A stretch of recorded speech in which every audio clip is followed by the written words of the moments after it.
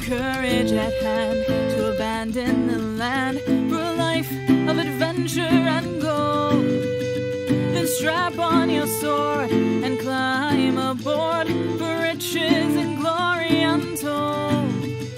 Both monster great and treasure await in the ocean's uncharted frontier. This vessel is home, the ocean we roam towards prosperous waters we steer.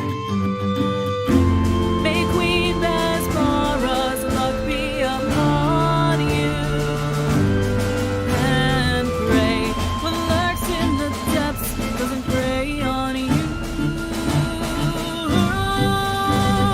And loose the sail, whole crew beside you, the beckoning wail of the wind will guide you. Only the brave seize their destiny, heed to the call of the sea, and let loose the sail.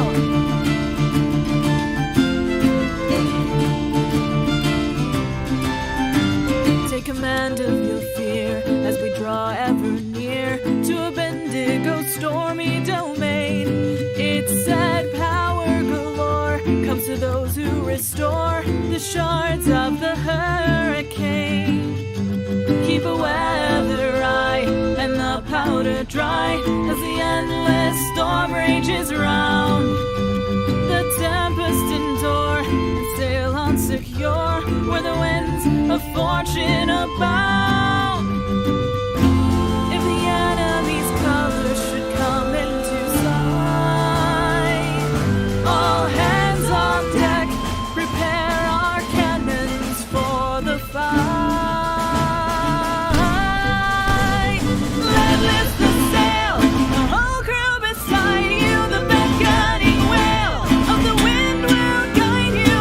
Only the brave seize their destiny, heed to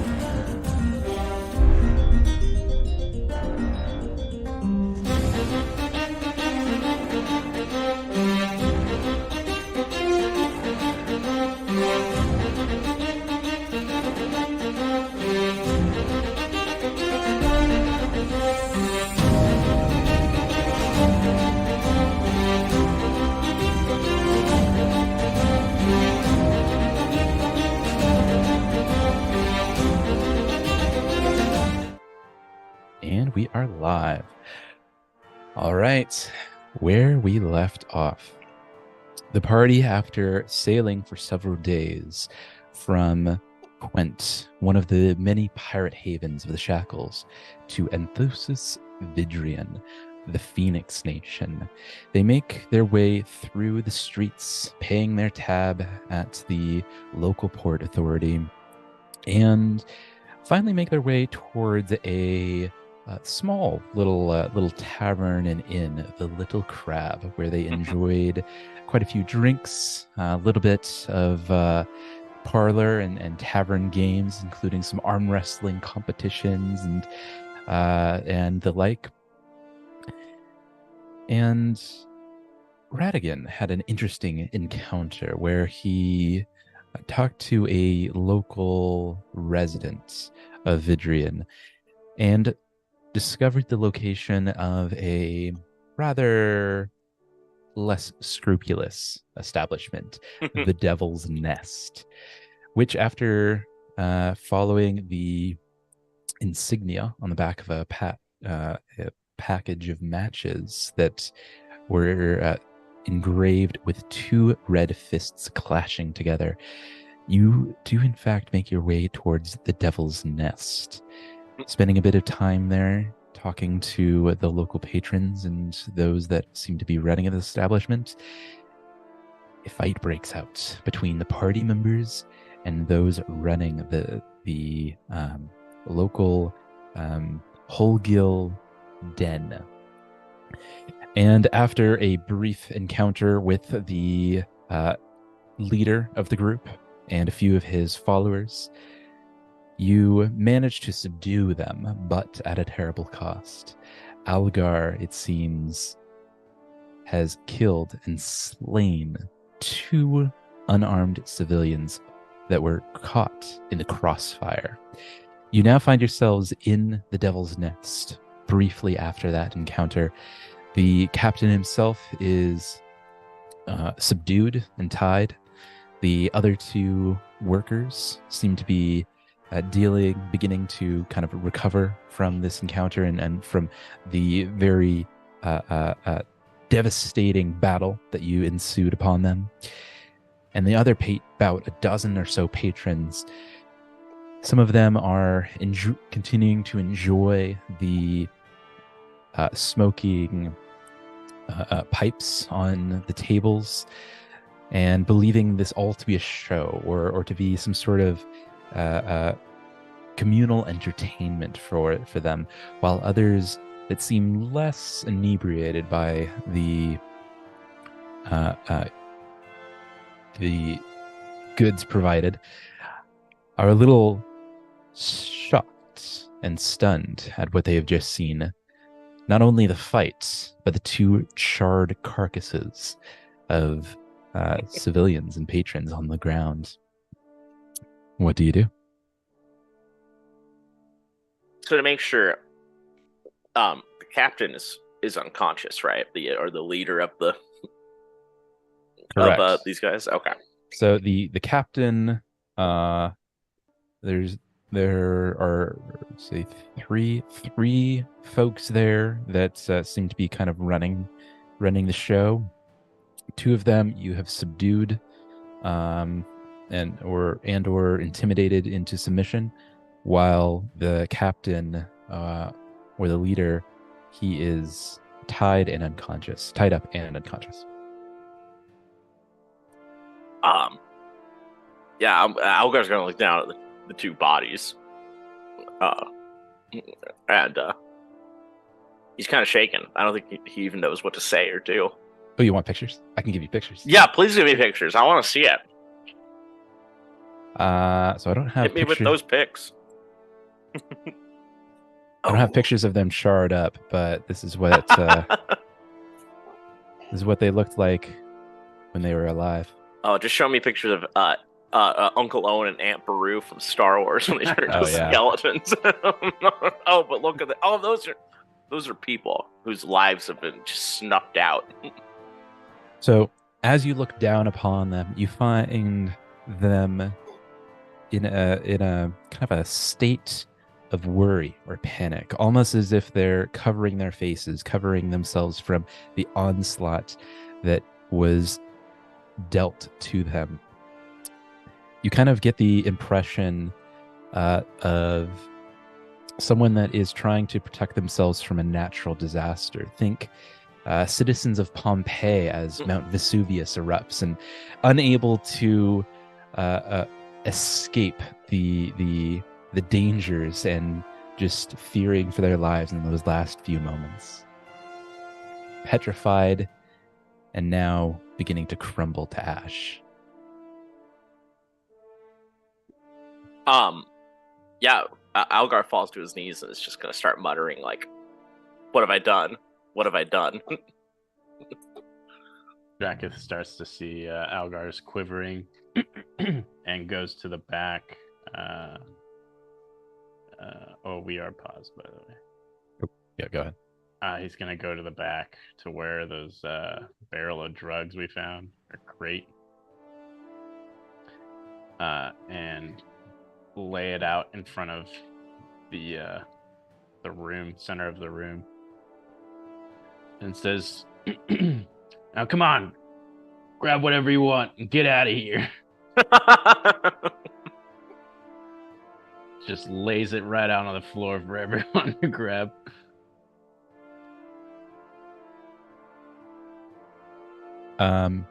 Yeah, how would you like to do that? Are you just trying to kind of rile them up, or how exactly are you trying to do that?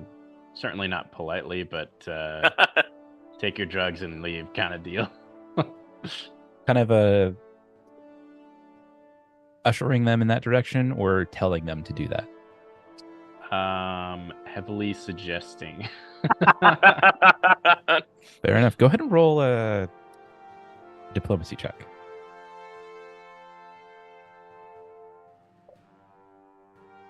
Let's see. Diplomacy.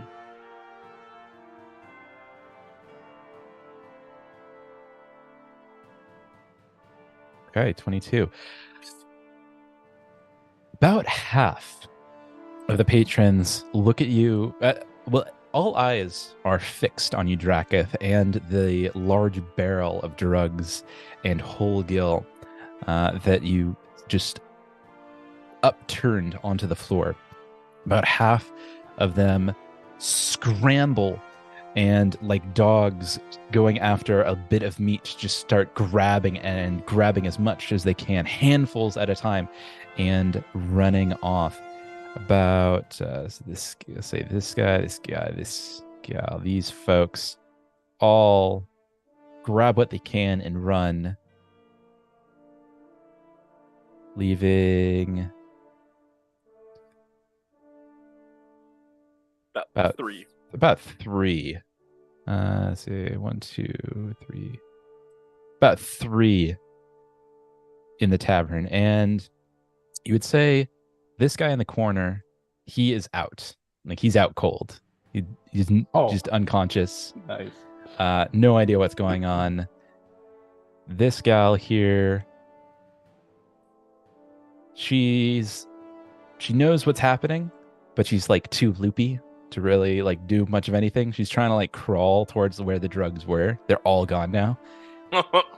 She's like kind of crawling on the ground. She's like just like a blind animal, just trying to like paw and try to find her way towards the drugs, but they're totally gone by now. And this guy isn't saying or doing anything. He's fully aware, I assume, or fully awake at least. He seems much more in control of his senses than anyone else. Be that though it's difficult to tell just by looking at him how inebriated he really is. He seems pretty stoic, though. But his eyes are fixed on Draketh and Algar. Draketh catches himself for but a moment, clears his throat, and continues to use Wilfred's voice.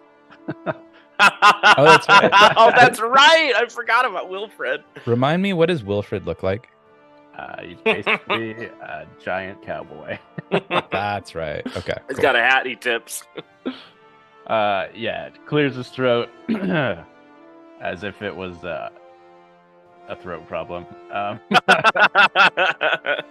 And says, "Now get along," and starts like corralling the rest of the people towards ushering them towards the front door that they came in. So this gal, you're able to corral pretty easily. This guy's just unconscious. You'll have to pick him up. He's out. He's out cold. The other guy, let's see, let me get you a picture. This guy's staring daggers, I assume. Yeah, he's staring daggers at you. Mm-hmm. When you kind of come to him and address him, trying to usher him out, he kind of looks at you, looks at Algar. You expect, after all I've seen right here, just to walk on out of here. No questions asked, no words exchanged. That's a funny thing for strangers like you. So you expect, friendo, to be in this room and me not know your identity when I see you next? Don't pretend like I don't know what goes on in this room. I think your identity is the most at threat right now, friend. I came in for a bit of ale, a bit of smoke. But you and your friends came in for a little bit more than that. Blood sports and murder, by the looks of it. Oh, at the word of murder, Algar's going to stand up and grab this guy. Well, you know business is business. I understand business is business. That's about the time when Algar grabs him. Yeah. Did I touch a nerve? Not a murderer. Tell that to them. Oh, God. There is, in Algar, there is like pure anger, and he doesn't know whether to direct it at the guy who's saying these words or himself, because he knows this is cutting really close to, like, this is cutting to the bone for him. He raised a hand up to punch him, and then just lets him go. Maybe not as cold-blooded as I thought. Just warm-handed by the looks of it. Well, friend, I don't know your names, but I'm pretty good with faces. And while Enthusis has a bit of a guard problem these days, the Sengor guard has no such problem. It'd be a shame if, say, reports were made about the goings-on in this establishment tonight.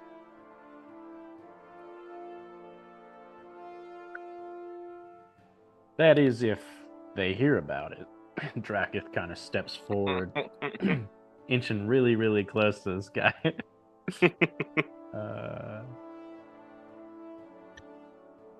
That's true. If they hear about it. They say that words are worth their weight in golds. But the lack of words, they also carry some weight. Wouldn't you agree?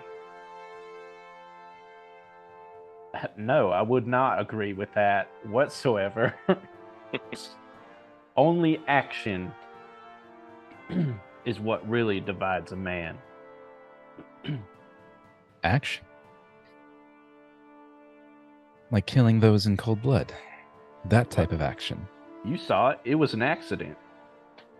And who would believe you? Blood is on your friend's hands. I have lived here my entire life, have a good rapport. And even though I come here every once in a while, I think I have more sway with the guard than you. That is if you make it to the guards.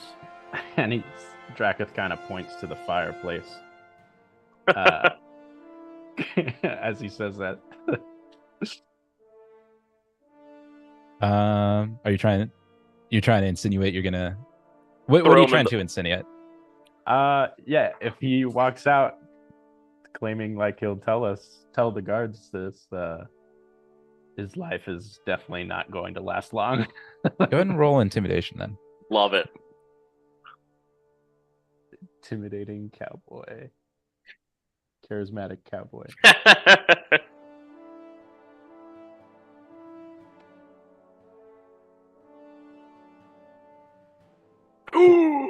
Yes. Beautiful. Kind of widens his eyes at that, and while he hasn't moved from his stool, he kind of inches back on his stool slightly to put a little bit of space between you and he, looking at the fire. Perhaps it has been a long night. Still a bit thirsty, though. Perhaps I'll go to another tavern around here and wet my whistle. You wouldn't happen to have a few coins on you to pay that tab, would you? Listen here. Go ahead. My friend Algar's got something to say. Without really looking up, because he's kind of been staring at his hands a little bit ever since hearing, he's got blood on his hands. He's kind of staring at his hands. And he doesn't look up, but he says, "Is that all they're worth?"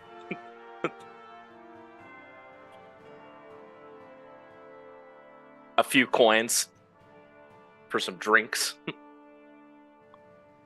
I'm the one asking for a few coins for my silence. You're the one that has to live with this. That's a question for you. What are they worth? Did you know them? I knew of them. Not particularly friendly. But they were good patrons here. Came here on the regular.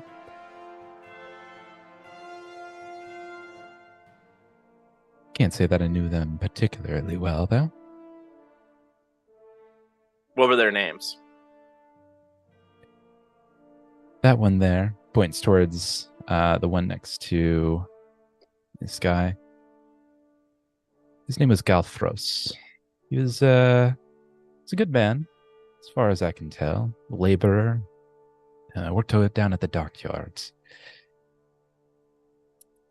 As for the other, can't say hardly. Didn't know the other. Well, Friendo, do you want to join him? He keeps looking at the fireplace. Has not even looked away from it. I'll be honest with you, friend. I don't intend on joining them. Though your friend looks at Algar. It seems to be having a bit of a existential crisis at the moment. I'd be more concerned how he's handling things than I. Is this your first time you've killed someone? Listen, we do things in-house. No disrespect to you, but that ain't none of your business. Fair enough. I'm just wondering what's in it for me? Keep my mouth shut. Don't speak to this to anyone. You've threatened to throw me into that fire, and you could try that.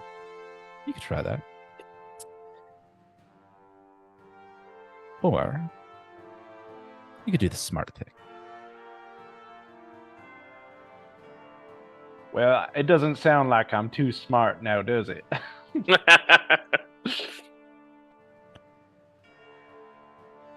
Looks at Algar. And you, friends, are you smart, or are you like your friends?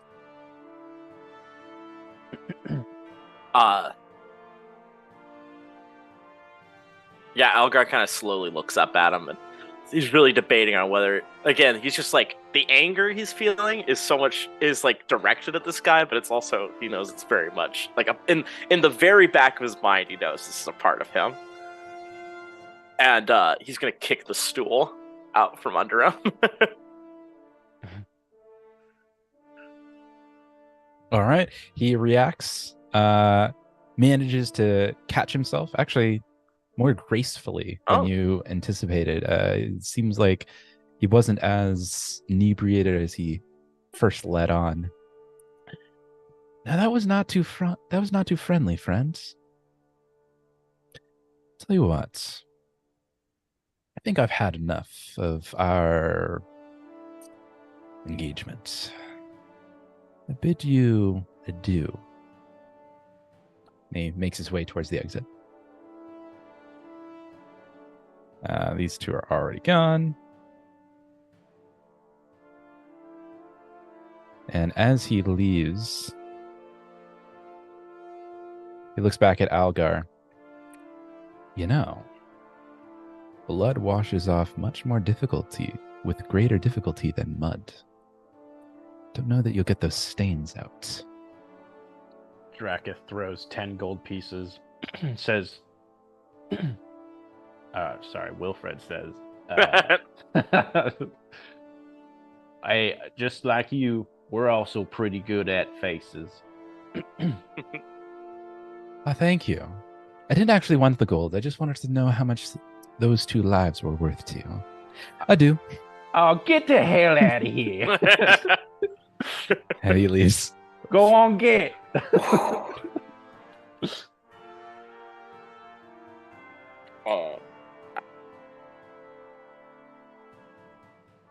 Algar's gonna look up at Drakith and say, he doesn't even know what he's gonna say. It's just like kind of lost for words. I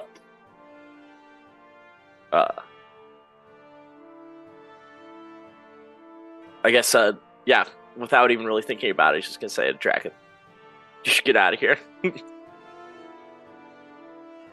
want me to leave? I don't want you to be here when if or when the authorities show up. No. See, gold around here speaks louder than anything. That's why they're having this giant fight for gold.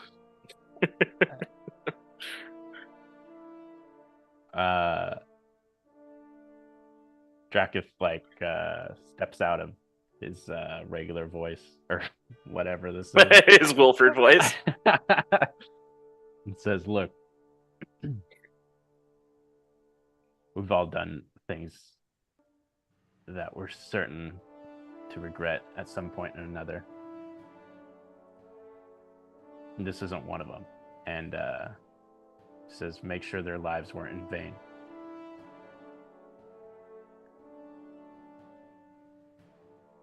Algar's kind of gonna nod at that, and then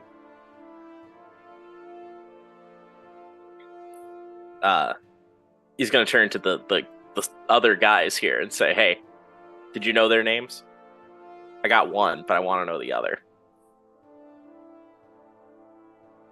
Looks at the one first identified, or that wasn't identified.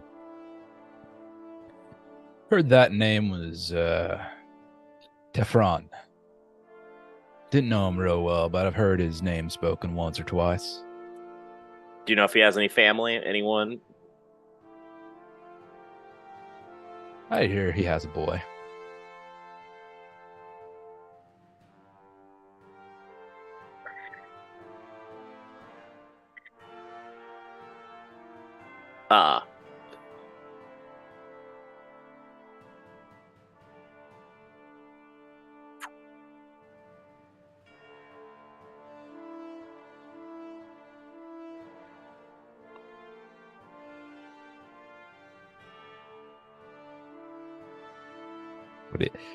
How's your character feel in the situation? Oh God, hearing that is the most devastating fucking thing in the world. Like, sorry, that's I should have said something there, but I was immediately thinking like, oh, that's the jugular for Algar. Here, he's got a kid.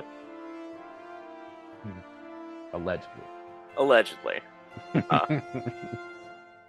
Hearing that, he is going to turn Drac again and say, "Go on, get out of here." What about our dear friend, Avar Tylos?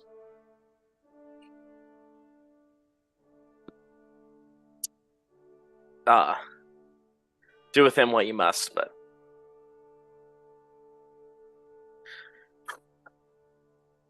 their lives shouldn't die in vain, but they shouldn't have died in the first place, and that will live with me forever. Well, friendo, you know where I'll be. Draketh picks up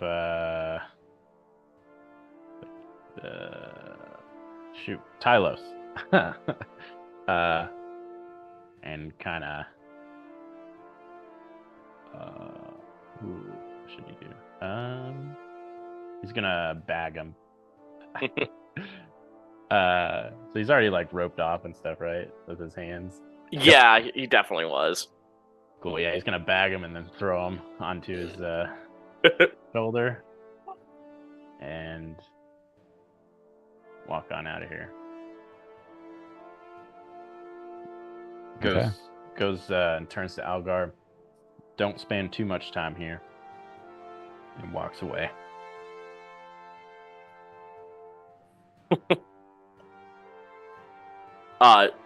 Those words definitely like made it to Algar's ear, but it took like it took more than a couple seconds for it to really like recognize it. What was being said there. All right. So as Draketh leaves, this guy here, he looks at you extremely puzzled. He doesn't understand what's going on. Why don't you just leave? The guards will take forever to get here. They don't come to this area of town too often.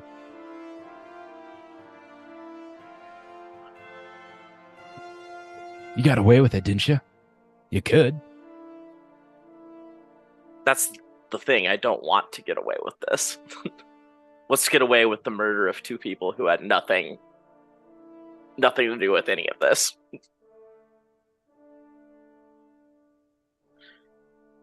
And upon seeing I assume this is the guy whose leg I fractured. Oh yeah, that is. Oh yeah, he does have a fractured leg. He's screaming at I guess he's screaming this at you. Why don't you just leave, you stupid bastard? I'm going to say that, and I'm going to kind of take out my healing tools and try and bandage him up. Right. Patch him up as best I can. Go ahead and roll a medicine check.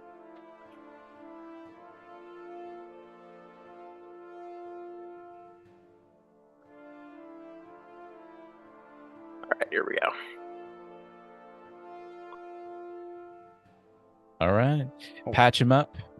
He's gonna have a limp for quite a while, but it looks like he's coming to, or not coming to, but it looks like he'll make full recovery eventually. By about the time you patch him up.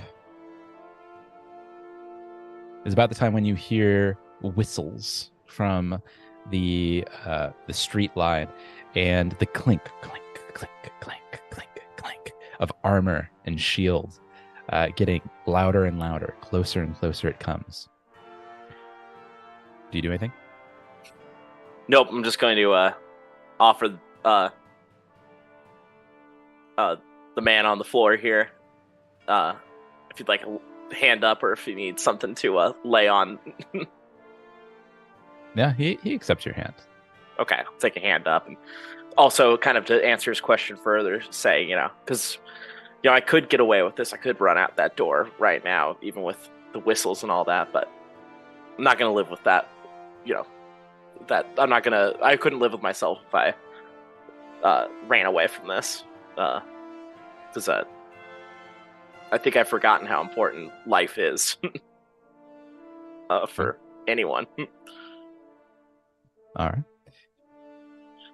About that time, you see an entire squadron of guards move through the front door in formation and look upon the scene.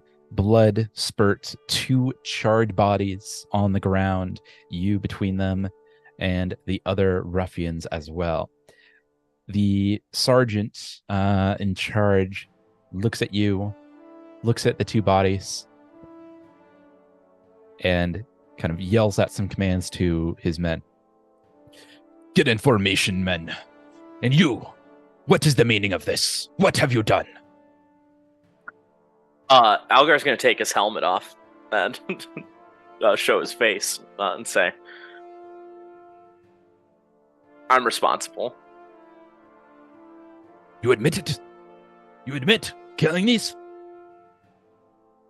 I won't hide from it. Yeah, I did. Clasp him in irons, men. We'll take him to the judge. I won't put up any fight. All right.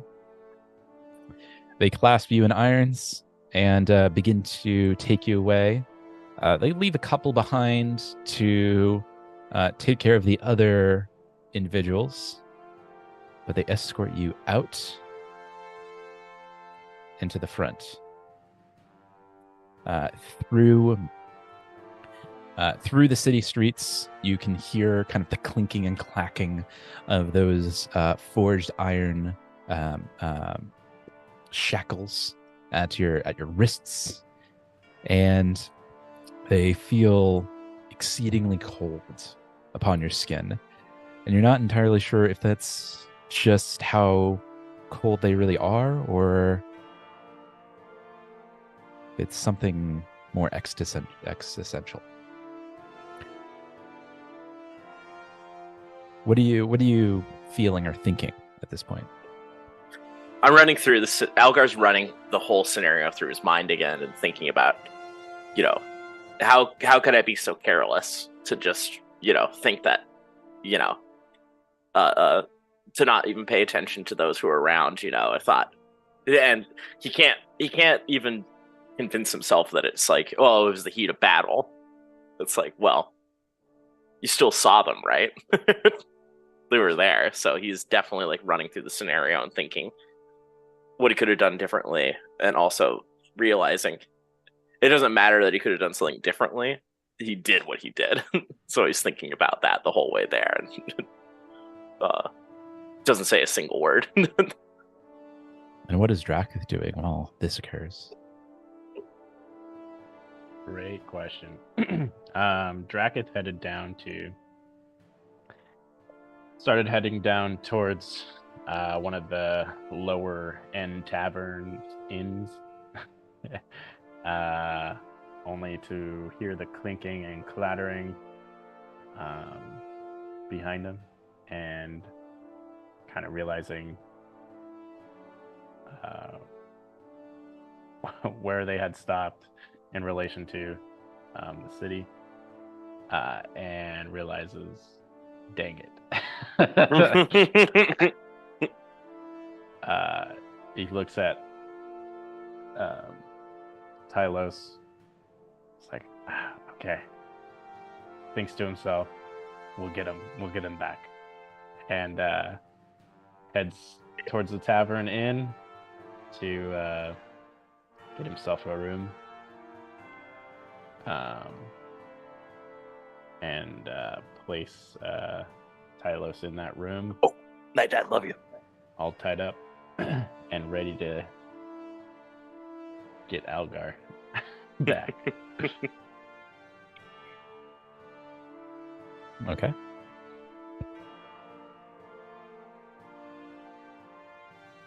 Switching back to Algar. So they take you to the guardhouse. And the sergeant, now grasping you very firmly, very tightly by the collar, begins to escort you into the processing ward. They ask you a series of questions, including your name, where you've come from. They kind of a light interrogation, if you will. Do you answer? How do you answer those? Truthfully, Truthfully. And after kind of getting and obviously taking away any of your accoutrements, leaving you with nothing but your bare trousers, boots. Actually, you have what are they called? Mechanical boots, right? Yep. So those are definitely taken. I'm not wearing anything. No, you're wearing basic trousers and a basic tunic at this point, and they throw you into one of the dungeons.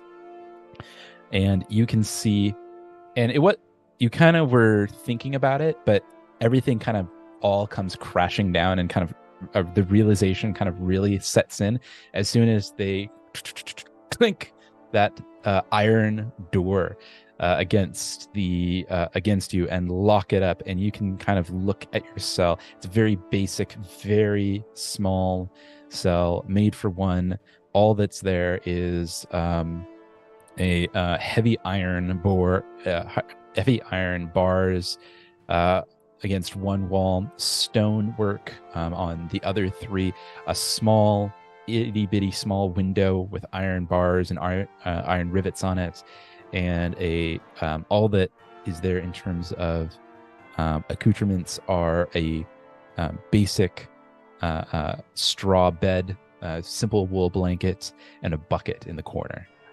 And kind of looking at this and kind of looking at your current situation, everything begins to like really come into focus, and you kind of really start thinking about everything that kind of led you up to this moment. What is going through your head right now?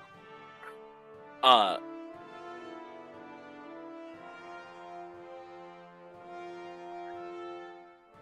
think, having gone through the situation throughout the entire walk there, not really paying attention other than like answering the questions that were asked of him. He's been totally numb, like you said, until the moment that the door closes, when he looks around at the situation. And Algar just like freaks out, just like starts throwing stuff around, beating up the wall, punching it with his bare fists. And after doing that for he doesn't even know how long he's been doing that, but he does it in a kind of blind rage, and then sits down on what's left of the straw bed and just starts to cry. As you kind of cry and take in your newfound surroundings, you realize your fists have become bloodied and your knuckles broken. The skin is broken upon your knuckles. You can kind of feel the kind of the warmness of your blood as it immediately chills in the cold air. Take 5 points damage for that.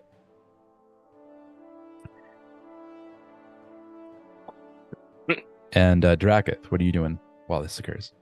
Okay, Drakith is thinking he needs to go on a stealth mission here, and looks around at the nearest markets for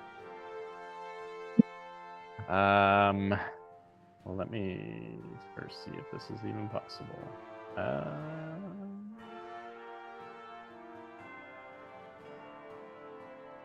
looks around for anything he can use that can quiet him. No, I cannot use it. Okay, fine, that's fine. Can like quiet his feet a little bit more. Even wearing like darker garments, maybe a darker cloak or something. Okay. Yeah, looking around the market, they're pretty easy to find. Just your common wool, mostly wool cloaks and such. They'll run you about a copper piece each. Cool. Actually, it'd be about a silver piece each. And a grappling hook. Yeah, grappling hook. I think it's like 5 copper pieces. It's not that much. Maybe a silver piece. All right. And you're kind of coming into the market right about the time that they're beginning to kind of close up shop. It's just past sunset, so the light is kind of quickly diminishing as they're lighting the lanterns and lighting the torches of the street lights. So you're coming to these markets right about close, but just in the nick of time to pick up everything that you need. Dracketh makes his peace with the merchants and heads out. Still in Wilbur Tandem's appearance, and starts to scout around and ask around as to where the local prison is at. Yeah, it doesn't take you too much time or too many folks of asking to identify where the local prison is. It's pretty central to town, and right next to the guardhouse. The guardhouse and the House of Laws are both right next to each other to make for quick distribution of justice. And as I presume that you go there. Kind of make a couple laps to kind of see what I see and see so if there's any vulnerabilities or. Yeah, go ahead and roll a perception check. Sure.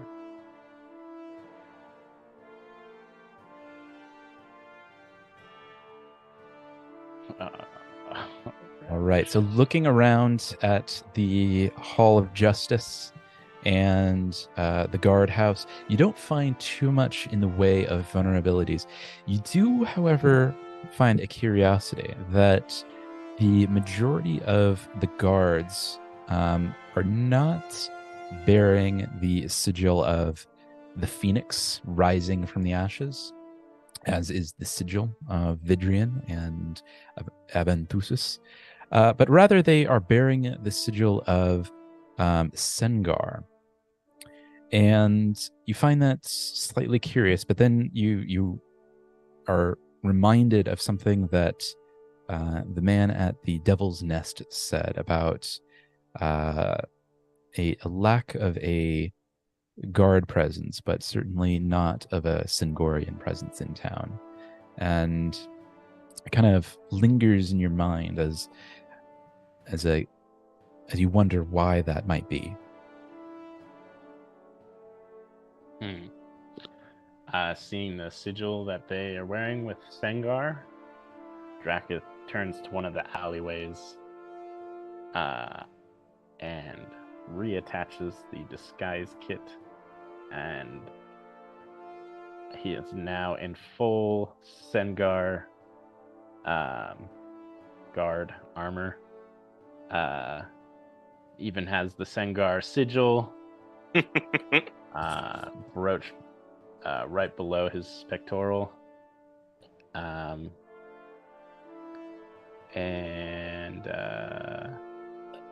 He kind of works on his voice to see if it works. That's something a guard would sound like. Hell yeah.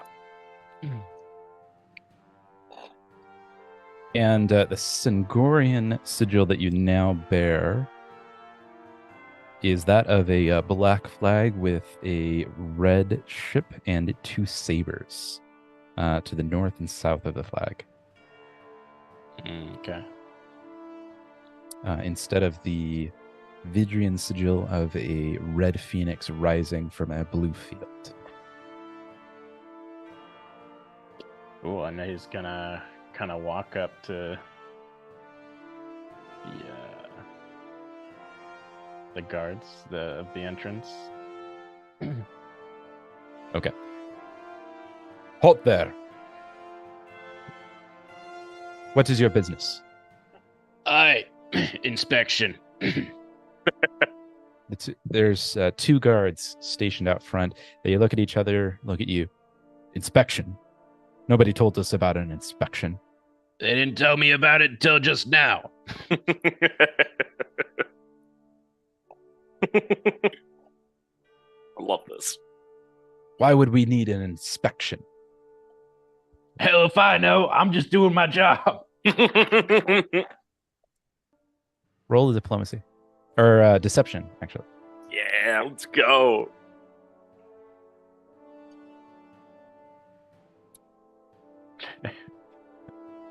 I wanted to say so much more. I'm so glad I didn't. Let's get myself in trouble again. Ooh. They don't tell us nothing. That's what I'm saying. These upper guys think they own it all, don't they? And he starts slapping him on the butt. Don't you know? Who'd you say that you were with? You gotta make a log of it. Vitel Relcom. Vitel Relcom. I believe that's what his name was, but you know, with all these new guys coming in, I just don't know anymore. Who's that? Your lieutenant? Well, no, I just got transferred to this new ranking system. It's baloney, by the way. I'd rather do what you guys are doing. Now I have to walk halfway across the city just to deliver an inspection. Like, we can't even use a messaging bird. Oh, my God. Don't you know it? They always got to make things more difficult than they need to be. Makes me sick to my stomach. I'd rather just drink some ale and get back home. What'd you say your commander was? What was his name? I don't really remember his name, but I've heard other people say Vitel is who I report to. You don't know who you report to? I like I said, just got transferred over, so I believe that's his name. Roll deception. Yes.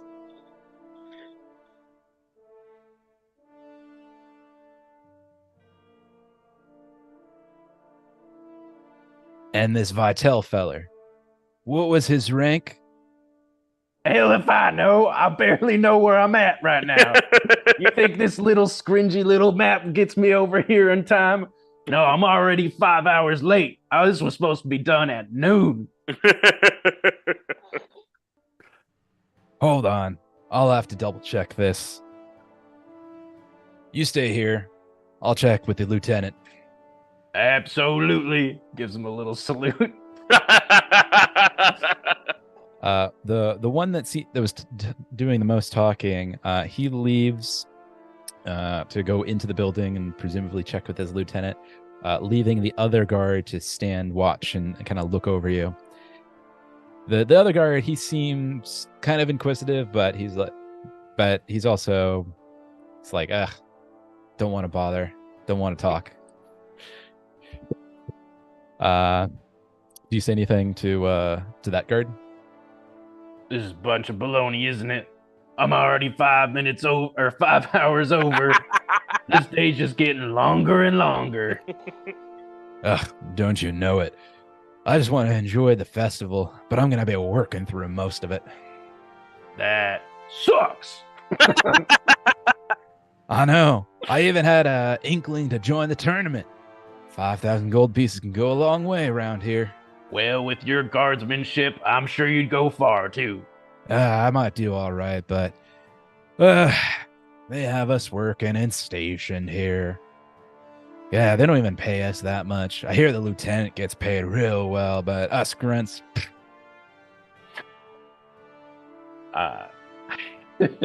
It's too bad, too.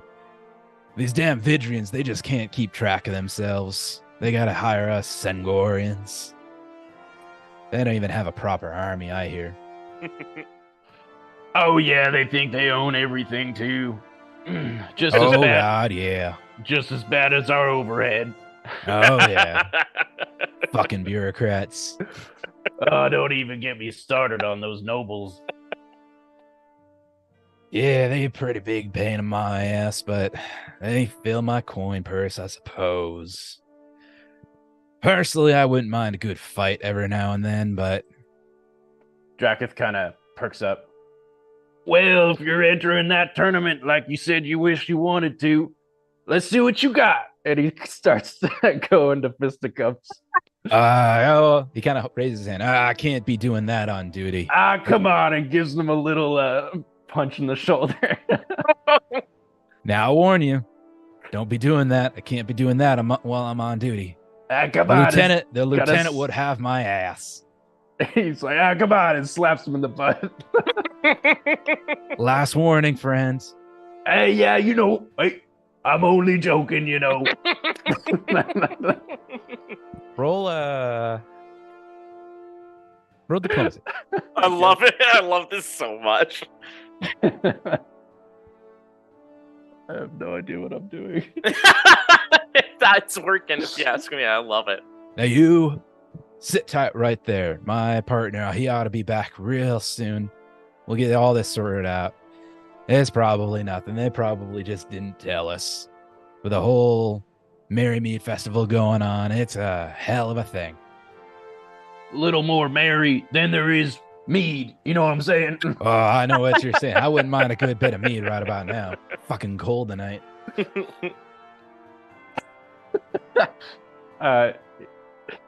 Pulls out of his bag some ale, or what was that stuff? That nasty boggart stuff. Oh, air rag.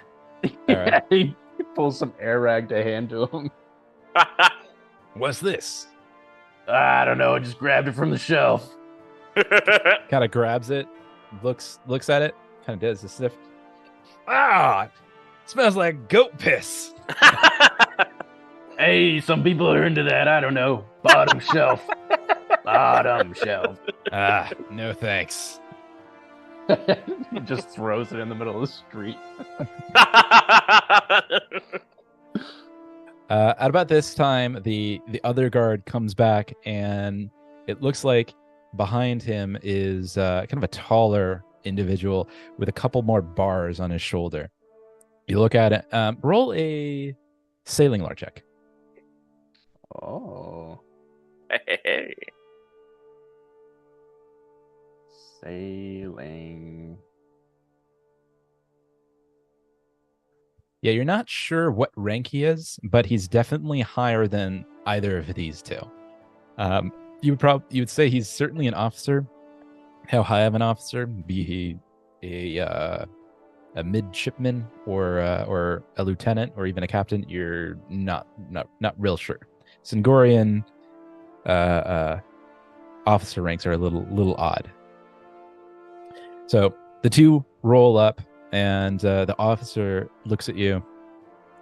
We have no notification of inspection tonight.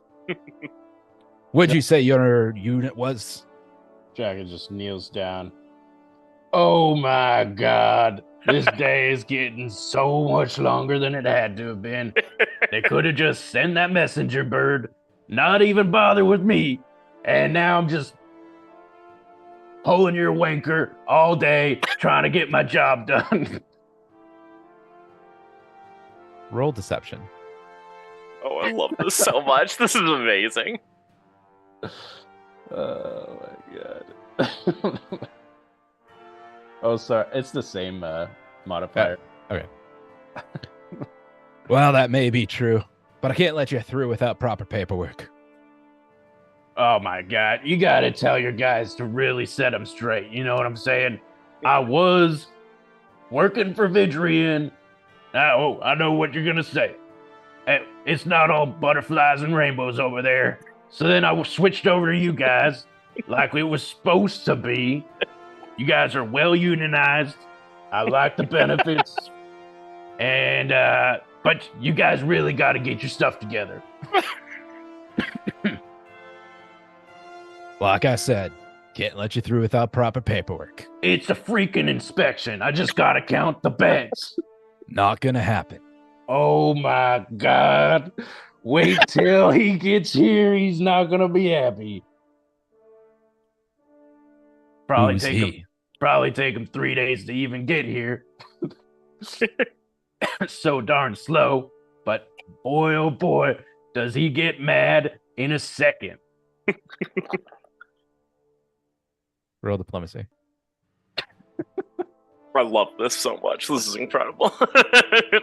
Voice is going out. Sorry.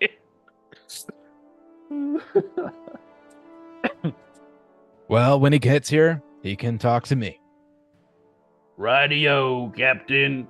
Salutes him. And starts to leave. Wait. How long did you say that you were in the Corps?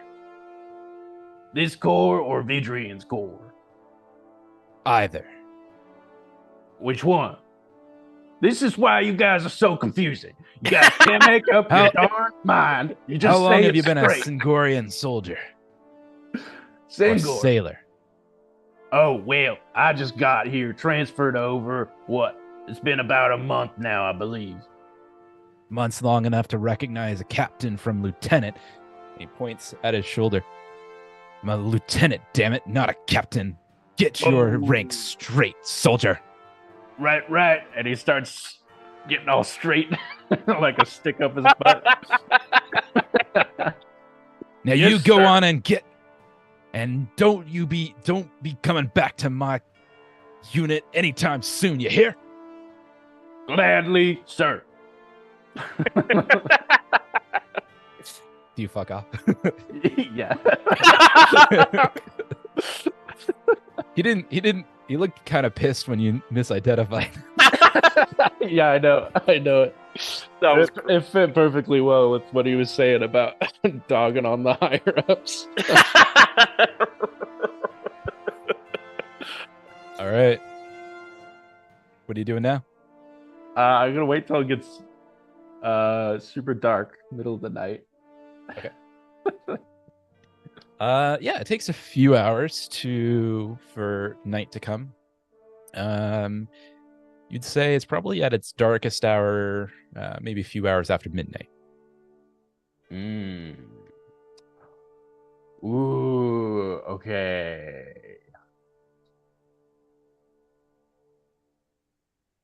Can I find the whereabouts of Mr. Arklow Firebeard in the tavern? Ooh, yeah. He was the dwarf, right? yeah. Arklow Firebeard. From the arm wrestling.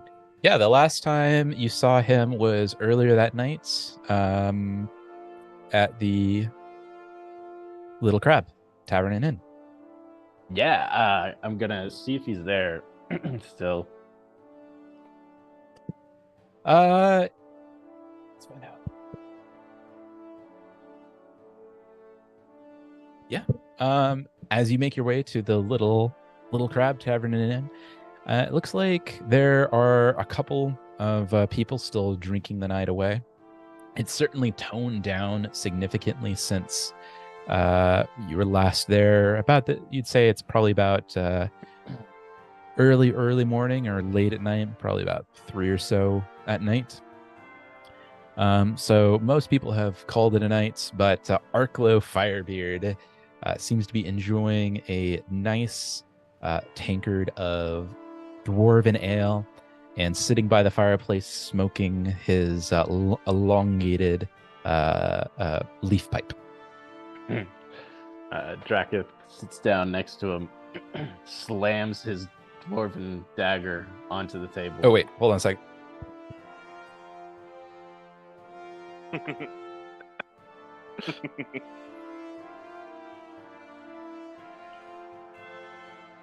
Okay, go ahead. He slams the clan dagger onto the table. You want to earn this today? How'd I be earning that today? Wait, just got a second. Aye, laddie. Aye, laddie, I can earn that today. What did you have in mind, lad? One of your dwarven brothers, the one you met yesterday, Aye. or this evening. I don't even know what day it is. So long of a day. He's got himself mixed up into some trouble. Aye, what's he got mixed up in? I don't know why I went Irish. It's close enough, man. That's love. I love it. I love it. Well, he's locked up in Sengar's local prison. Locked up in Sengar's prison? How'd he do that? He took the fall for his actions. It was kind of well, you know how bar fights go. He got himself into a scrape, did he? Yep, one slip of the wrist and everything went wrong. That's usually how those things go. Well, I'm gonna need a pretty big distraction. You seem like you can do that. What did he have in mind? The front gate of the prison is watched by 2 guards. Try to get as many guards out, and you'll earn your clan dagger the next morning. What would you be doing while I'm doing the distraction? I'm going to be busting them out. You're going to be busting him out of the guard prison? Yeah. You know what they'll do to you if they've catch you? What's that? Well, they'll string you up by your thumbs. They won't even know he's gone. He barely did anything. Roll diplomacy.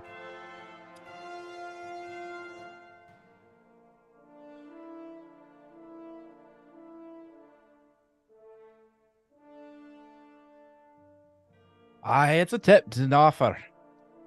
But like I said before, I gotta earn that thing back in combat. Or in test of strength. That sort of thing. There'll be some combat, I'm sure of it.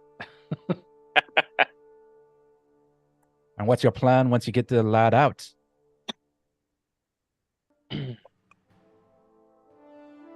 I can't have you know everything just in case they take you too. You don't have a plan, do you?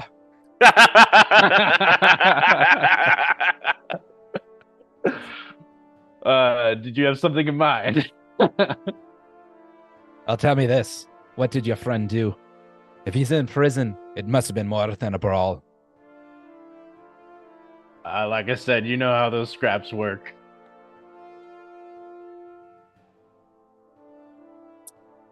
Roll deception. Deception. Natural me true, lad. They wouldn't be paying much attention, especially on Merrymead, unless someone died. Tell me the truth, lad. Kind of like it looks around the room. Is there somewhere more private can talk? Aye, there's at the back alley. Nobody goes out there but to piss. Perfect. He gets up, takes his tankard, go, finishes it off, and walks out the back door. And as you find, as you follow him back, he finds a nice little crate to sit down on. Kind of taps the remainder of his tobacco, restuffs his pipe, and lights it up. And takes a couple of puffs, looks at you. Now tell me truth, lad. What's going on? Dracket starts to use one of the corners to piss in. Leaning against the wall.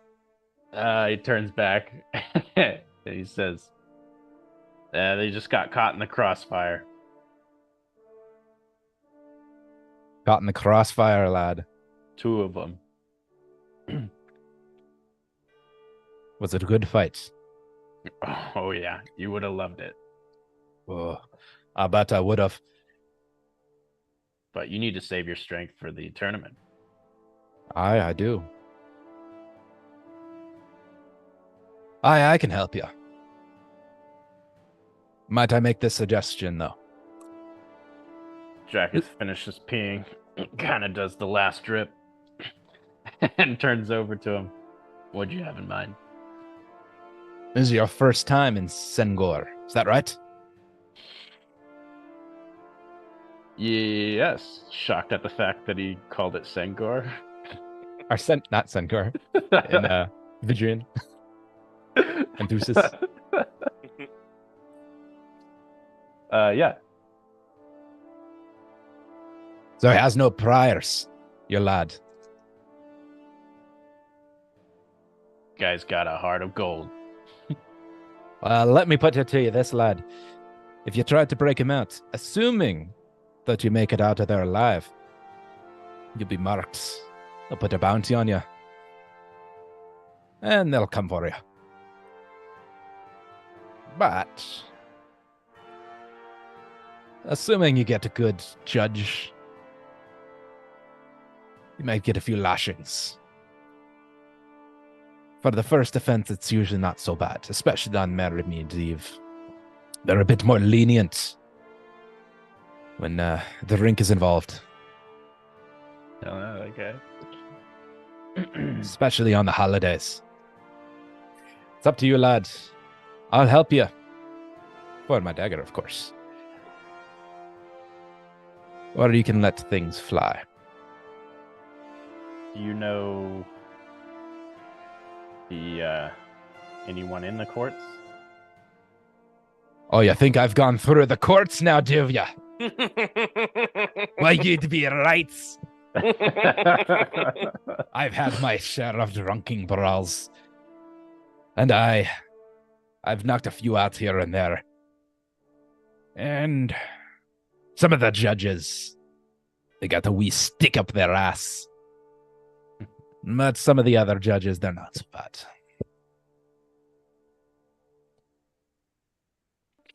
Like I said, if it's your first offense here, few lashes, you take your licks, take your lumps, you go on doing your business.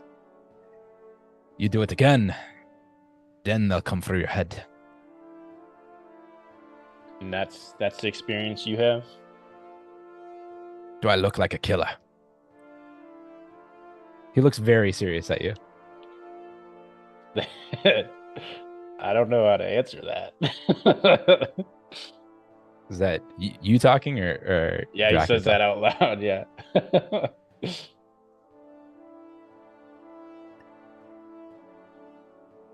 Never killed anyone in cold blood, but I've done some damage. Made my case. Took my lashes. Paid the fine. And I'm still around.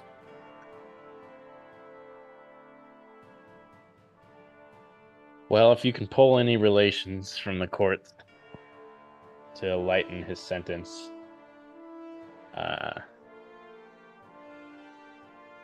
this clan dagger is all yours. Well, I don't have much in the way of relations at the courthouse. But I know a guard or two. I'll see what I can do. Who knows? Maybe he'll get lucky. Maybe it'll just be a lash. Or a fine. Of course, he could always go to prison for many, many years. Depends on the judge. All right. Well, you do your thing. It's getting late. Aye, it is. Well, guess I'll see to this before I head to bed. No doubt they'll want to take care of this before the festival begins. All right, I'll see what I can do.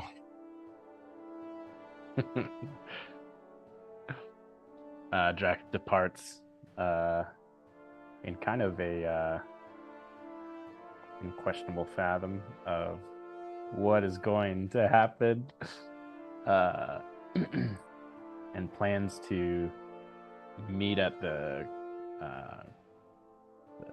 courthouse first thing in the morning. Yeah.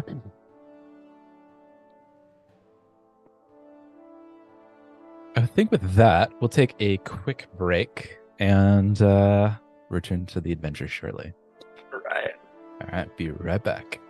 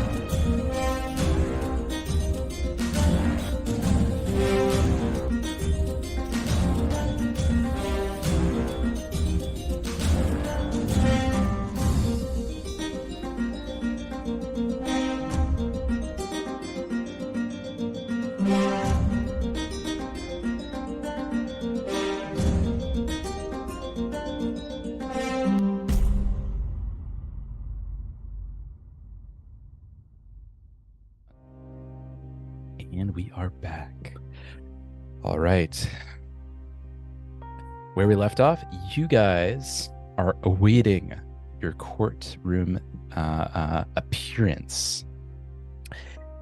And it's let's say it's the following day after the arrest. And Drakith, you are nearby the courthouse, is that right? The Hall of Justice? Yes, in his Wilfred outfit. All right. So at about that time, you see Arklo. What did I name him? Arklo. Yeah. Arklo the dwarf, the red Arklo Firebeard. He is looking around. It looks like he's actually looking for someone, but it looks like he's having some difficulty finding him. He's kind of thumbing around trying to find someone. You recognize him immediately as the little old dwarf that you've met a couple of times, but he does not seem to recognize you. Yeah, I'll walk up to him and say, shoot, I can't think off the top of my head. Something like, I don't know. How's the clan looking? How's the clan doing? What do you want to know about the clan, lad? He still doesn't seem to recognize you. Whoa, friendo. No need to stare daggers at me. And he kind of winks What? at him. Kind of looks at you, kind of does that like, Drakith? Is that you? Wilfred, my friendo. The fuck are you doing with that thing? Why are you in a scary old disguise? This is my normal look. You're a cowboy. Yes, sir. Loud and proud. All right. He seems really confused. Are you planning on going to the courthouse like that? Yeah, friendo. Why? What are you talking about? It's your friend that killed the lad, not you. Listen, friendo, I can dress up however I want. I'm not poking fun at your beard looking red. There ain't nothing wrong with me beard. And there ain't nothing wrong with this. Agree to disagree, but let's go on. I have some good news for you. Let's hear it, friendo. I spoke to one of the lady clerks I have a special relationship with. It seems that your friend might have a wee bit of luck on his side. It seems that he's been assigned Judge Julius Titus. Now, don't let the name fool you. He's got a bit of a soft spot. He's, how should we say it? Tough on the hard criminals, soft on the soft ones. And your friend is particularly squishy. Well, I do have a wee bit of bad news to go along with the good, though. As always, my friend. I've heard the prosecutor is a bitch. Any way to reschedule? Right not, lad. They want to get some of this nonsense over before the Merrymead Festival begins tomorrow.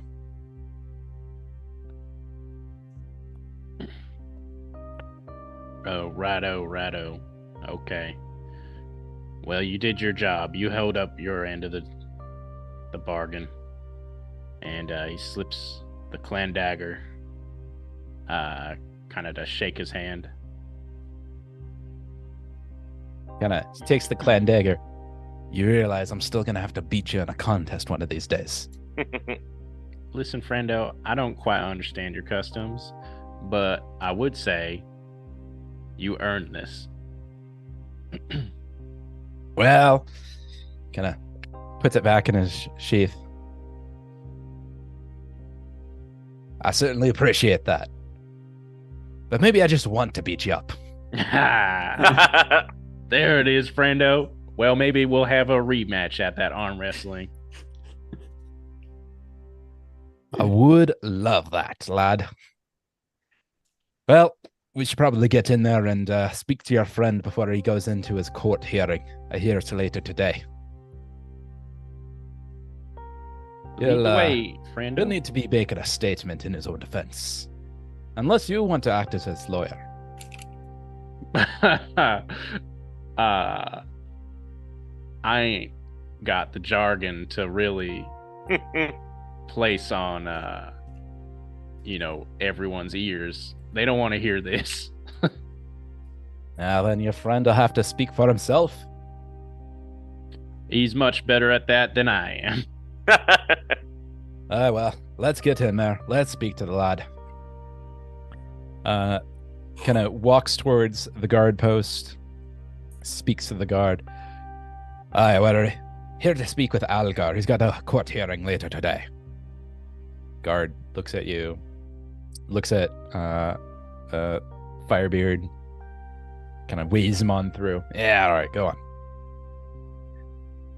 And Quinta, what was his name? Arclo Firebeard. He maneuvers through the corridors and the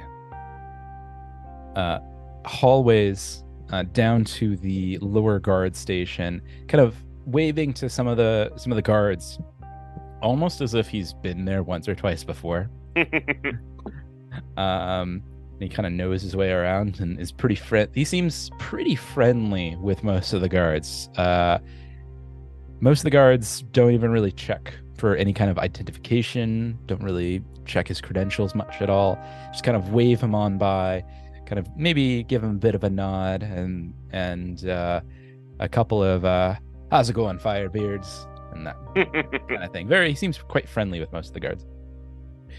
And he finally makes his way to the cell where you find Algar. And at this point, I would say Alec is also with the party, so the three of you are all together. And you finally make it to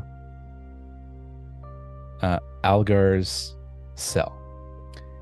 You find it. Well, Algar, what's the state of the cell? And what is your state at this point? Well, the cell is still pretty all riled up from the previous night. His little temper tantrum for less of a or his little spout of anger, I guess is actually a better way of putting it. So everything's kind of ruffled up and a little crazy, and it looks like he's tried to do a little bit of cleanup, but he didn't really try that hard. And now he's just staring out there was a cell window, right? I just want to make sure I'm not goofing small about that. Cell window. Yeah, he's looking out the small cell window. Barely bigger than a drain pipe. That perfect. Got his arm up on the wall, kind of looking through the drain pipe window. Enough to give a sliver of hope. Yeah, exactly. Which is almost worse. All right. Finding him in that state, what do you do? Alec and Dragon. Alec is gonna immediately walk up to the bars and put both hands. Algar, are you okay? And just kind of go into a little bit of a mom state. Are they feeding you? Do you need water, food? Are you okay? And then he's just gonna kind of stand there with his hands on the bars, waiting for Algar to respond, prepared to grab rations and a water skin out of his bag. Oh, I love it. The words kind of hit Algar, but it doesn't really phase him too much for a second there. He's just really trapped in thought. Still staring out the little window. Algar, come here. Kind of clings at the bars. Hearing that cling of the bars, and then also Alec's words start to kind of catch up again. It was very much like the previous night, where any words said to him kind of took a detour before kind of crossing his brain. Here's all that, and he turns around. Kind of looks at the three of you, because also Arclo's there, and walks up to the bars and reaches out his hand to both of you. Or hands to both of you, I should say. Come close. Come closer. I'll do that. Kind of lean a little closer and say, "Oh, my friends, it's so good to see you. It's good to see someone. It's so good to see a friendly face." No, closer, Algar. I got something to tell you. I'm gonna lean a little closer. Mm-hmm. Alec kind of butts. He's like, "We're gonna slaughter them all." Eyes getting wider at that. No, I'm just kidding. Listen, Algar. And then Dracus slips his hand through the bars and kind of just kind of rests his hand on your face and pulls back and gives you the biggest slap in the face. I'll reel from that because I assume that's, that ain't a slight slap. And he says, "You need to get your head straight." I do have my head on straight. I'm where I need to be right now. Well, there better be some good coming after this. I don't know how much good can come of something like this, but it's better I face what I did than run away from it. I've never run away from anything in my life, and I thought about it once or twice. Even going on this adventure, I thought about turning tail and running, but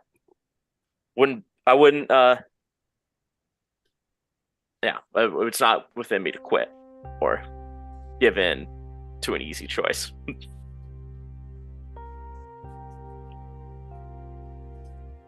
Scene. End scene.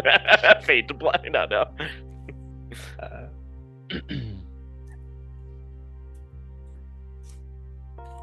Listen, there's not a lot of good I've done in my life, and Dragath is fully aware of his accent. But what you do now is what matters. Are you going to just sit there and mope and pout all day long? Or are you going to actually do something good? I'm going to do something good. No matter the outcome. I have some very serious I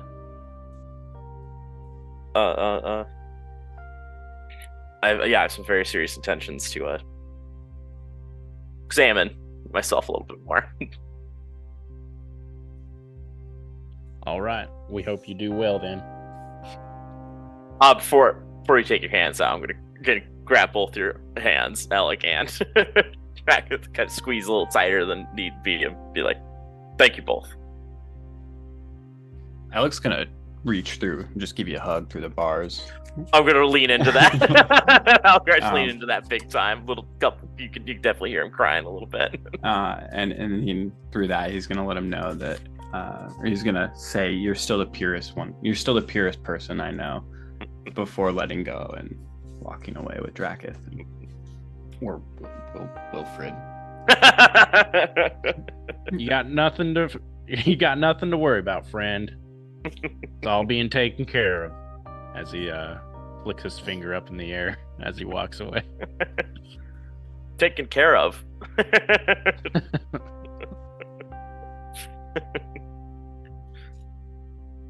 Okay.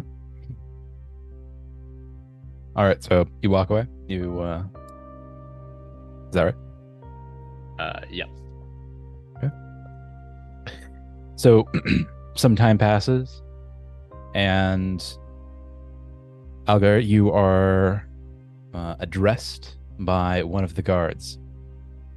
Comes to your cell, looks at you. It's time. You'll be seeing the judge. We've prepared a few clothes. Can't have your armor in the courtroom, of course, but you should make yourself presentable. Thank you, sir. Sorry about the mess, pointing to the room that he's tried to tidy up even more, but it's still not in the best condition. He seems pretty unresponsive to that, almost as if he's seen it before. It doesn't really faze him much. He ushers you to come to the iron doors to lock down or to restrain you with iron clasps before he ushers you into a changing room where you're able to put on all but your armor and certainly no other accoutrements or weapons of any kind. Perfect. And he leads you to kind of a waiting room beside one of the courtrooms. It's rather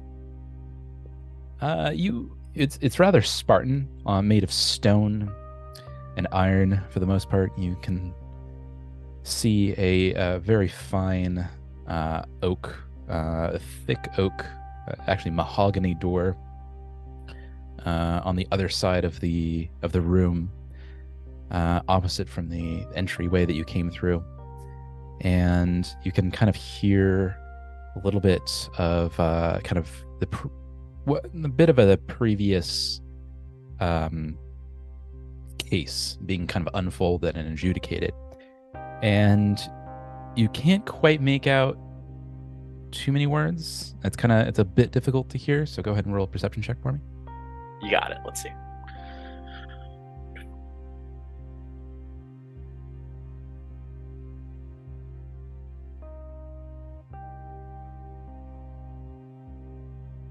Nice. Oof, okay. Very nice.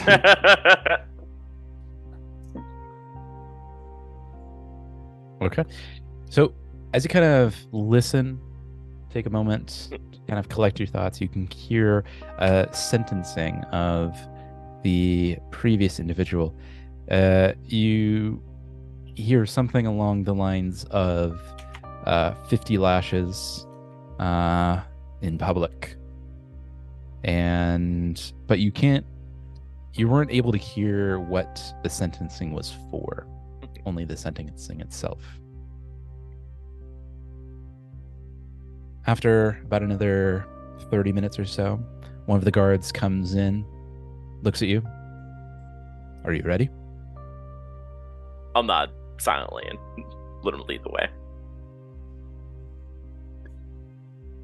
So he grabs you by the shackles, kind of leads you into the courtroom, and the courtroom opens up from the mahogany archway into a ornate wooden chamber.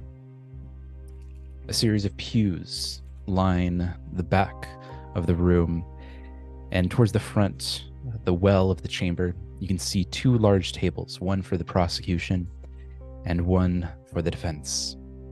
There is a single massive desk that towers above the others at the center on the far side, the judge's desk. It stands nearly 5 feet tall, and to even look over it, to even be next to it, you would not be able to see any of the decor on the table. You find the decor on the desk to be that of a kind of a weight and a balance.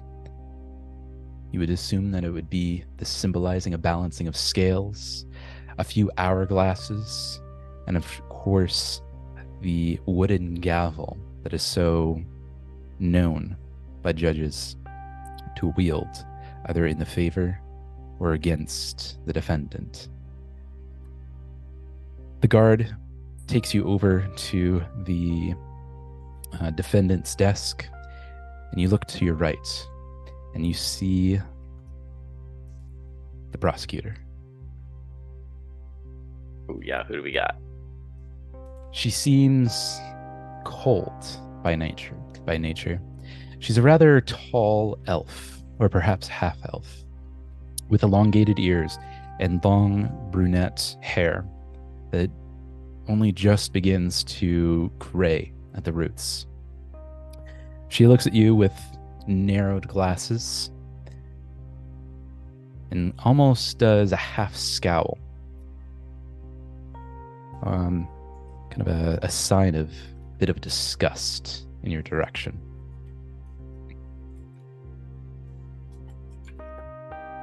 And I would say at this point, Algar and Alec, you'd both, or Dracoth and Alec, you'd both be in the chamber as well, in the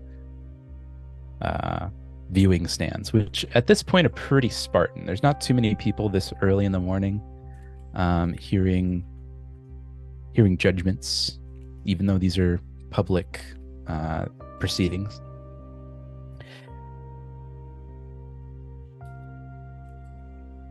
The prosecutor goes back to her notes, writing down a few items in her notepad. Notepad has been laid out for you, Algar. And as you wait for the judge to arrive, what do? This is a question for all. And what are you thinking? How are you feeling in this situation? So with the piece of paper in front of him, Algar is going to start writing down the names of the men that were killed. And he starts writing about like what happened, but he knows in his head so well he just starts to continue to write the two names over and over again, like a sense of like not punishment, but like these are important. I need to really,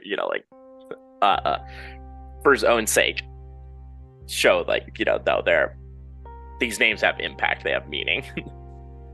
He's not feeling as broken as he did this morning and last night after seeing his two friends come to comfort him before his trial began, and is feeling really holding on to the words that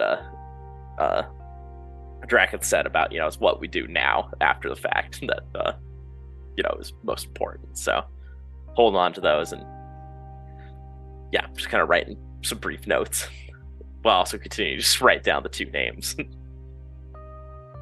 And Dracoth and Alec, what are you doing while you wait for the judge?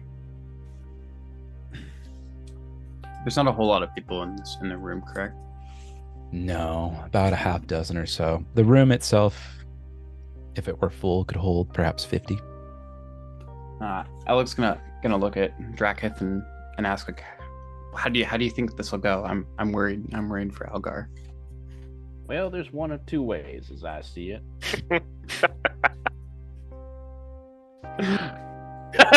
I love it I love the accent.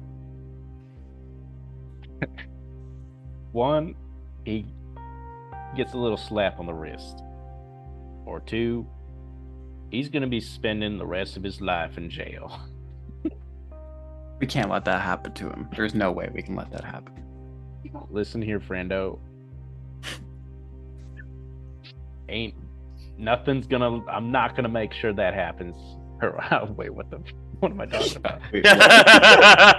Run that by me again. I don't think I quite followed there. Oh, he's gonna burn in hell.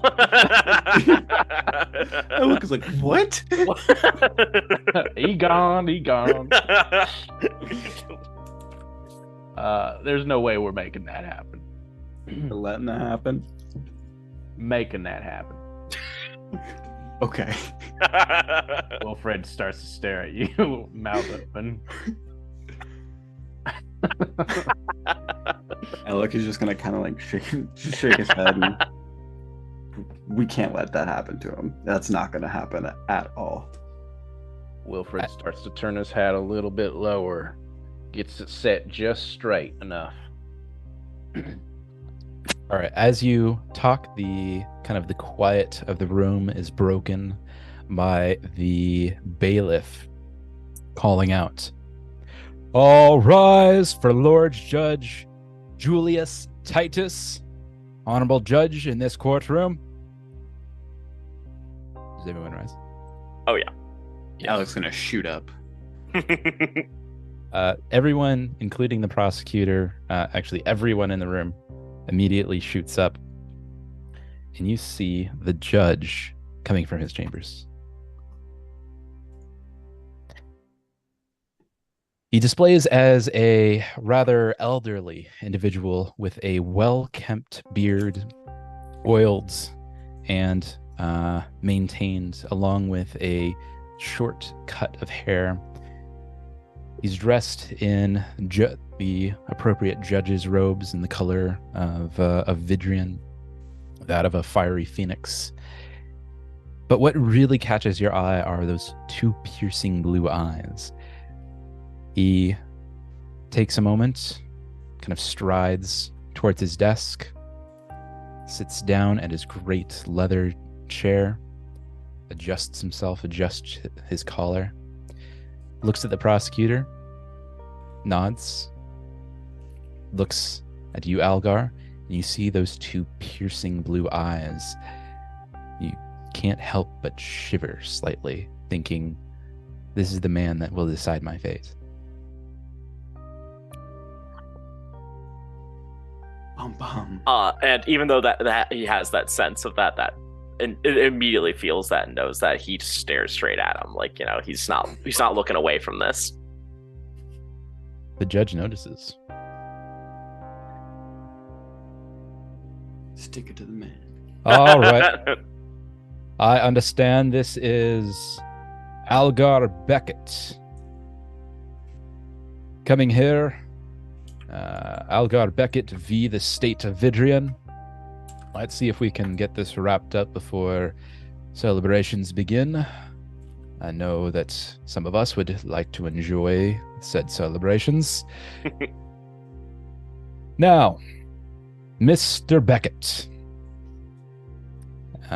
If you're not already standing, are you Oh yeah, standing the whole time, intently looking at him, and it isn't supposed to be like a intimidating glare. It really is just like, hey, I'm acknowledging.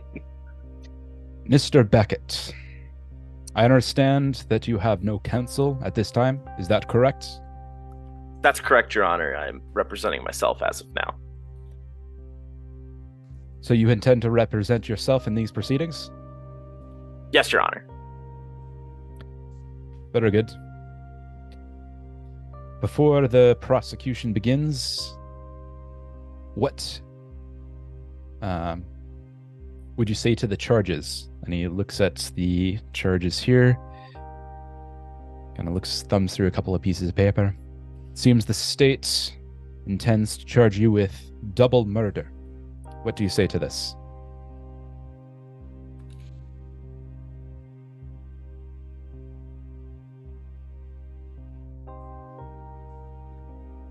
Guilty, Your Honor. Oh my god. Alex, there's no way! There's no way he's guilty! The judge seems surprised. You wish to enter a plea of guilty. Do you understand that this means that you accept punishment as I put it, as I outline it, with no arguments against the states? Yes, Your Honor. I'm not running away from this. Kind of takes a sip of water by his table side. I must admit, Mr. Beckett, I am surprised. It's not too often that those that come into my courtroom enter a plea of guilty. Are you sure that you wish to forego any argument on your behalf?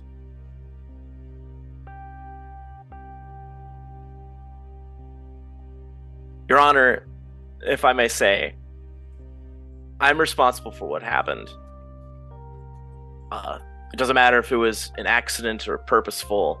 It happened, and I can't simply just lie about saying that I'm not guilty of these things. No one else is responsible but myself. The lie would be a disservice to the two men who had died. Those men being Alphros and Tefon. Your Honor, the prosecution speaks up. May I speak, Your Honor? Judge looks at the prosecutor. You may. If the defendant is so willing to enter a plea of not guilty, I push that the full sentence of double murder be presided upon.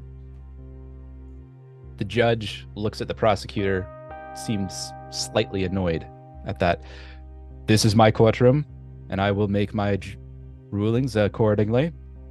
You may take your seat. Get her. Turns back to Algar. Mr. Beckett, you understand that if you relinquish your right to defend yourself, you will accept full punishment as I see fit, without recourse, without argument against. Do you understand this?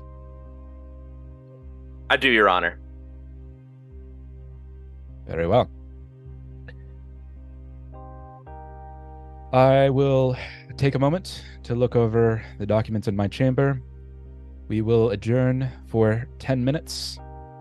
And he clinks his gavel, leaves, goes into the judge's chamber, and you get a foul look from the prosecutor. I'm just gonna stare ahead, not even looking at them, just looking where the judge would be sitting. Okay. So at this time, with about a 10-minute break, Algar and Alec and Drakith, what are you guys doing? If anything. Wilfred kind of leans over to catch Algar's sight and starts pointing at his head.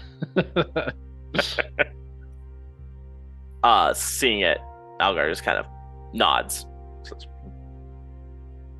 He kind of whispers, "Taken care of." Kind of just nods like mm-hmm. Just throws his arms up.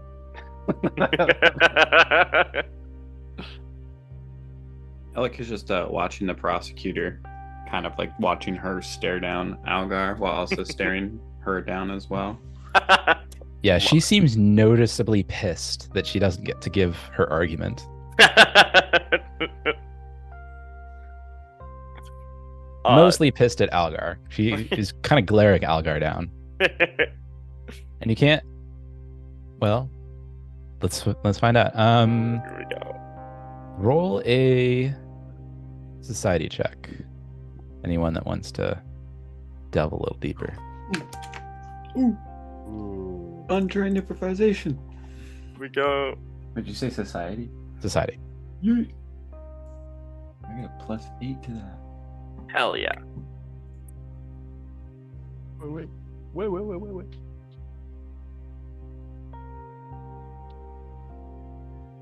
Ooh. All right. You're not able to really determine anything other than an air of disgust and irritation in Algar's direction. About 10 minutes elapses, and the bailiff calls out, "All rise for Honorable Lord Justice Julius Titus of this honorable chamber." Do you all rise? Oh yeah. Shoot straight up. Judge comes in, makes a stroll to the table. You may be seated. Looks at Algar. Will the defendant please rise? Algar will rise. Mr. Beckett, I find myself in a curious position, given your proclivity to enter a verdict, a plea of not guilty, or of guilty, excuse me. And given your lack of any priors, I am inclined to be lenient on your sentencing. It is my understanding that you have been in... However, it is my understanding that you have been in Vidrian for only a few days. And in those few days, you have ceased the life of 2 Avidrian citizens. This is something that I cannot ignore. That being said, I do not believe that a lengthy sentence would be appropriate for this situation, given your forwardness and honesty that you have shown in this courtroom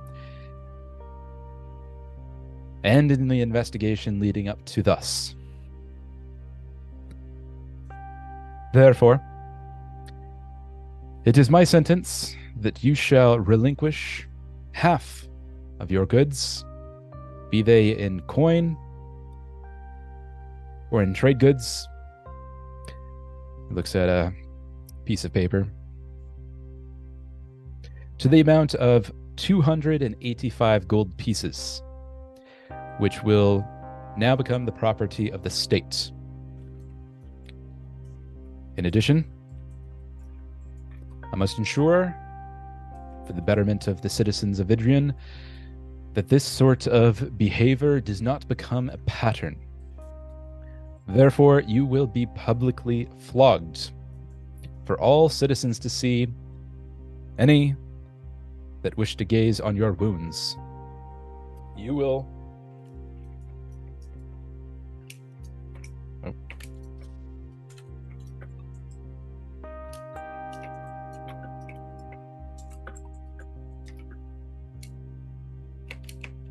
Oh, let's go ahead. Nice try. You will be flogged for a total of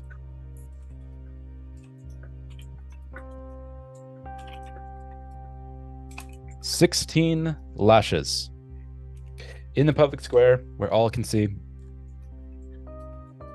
And those scars will bear a reminder of the evil that you have brought to Vidrian. May it never return. Do you understand this punishment? Yes, Your Honor. He clinks his gavel. Guards, see that it's done. And he looks at Algar. Should you be enjoying the Merrymead Festival, I hope that none come to the same end by your hands, where punishment will be much greater. Yes, Your Honor. The judge leaves the courtroom. How does everyone react to all that? He's gonna throw both hands up. Yes. He's gonna look to Wilfred Dracath and be like, I knew it. I knew it. By golly, he did it. Algar's gonna turn around and mouth to Wilfred Dracath. Taken care of. Give a thumbs up. Or maybe not a thumbs up, but a sign of like understood. All right, so the guards, they grab you by the shackles and lead you out. And they put you back in the same cell for the time being.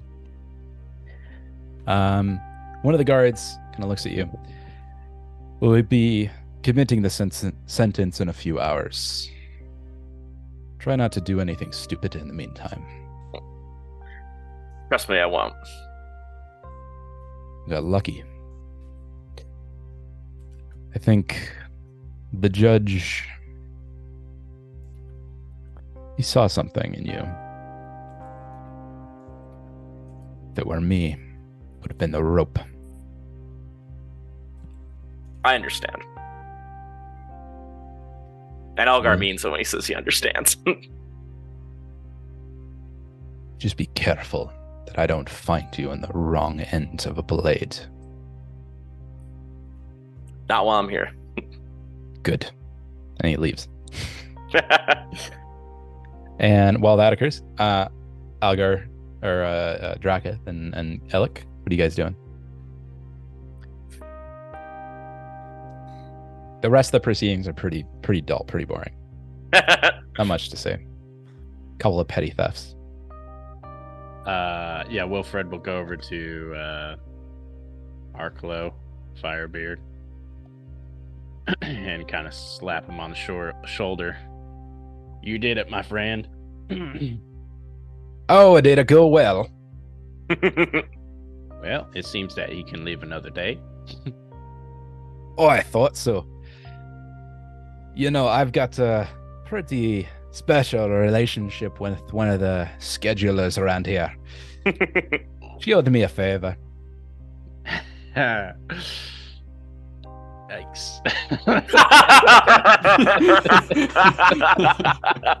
Pretty big favor.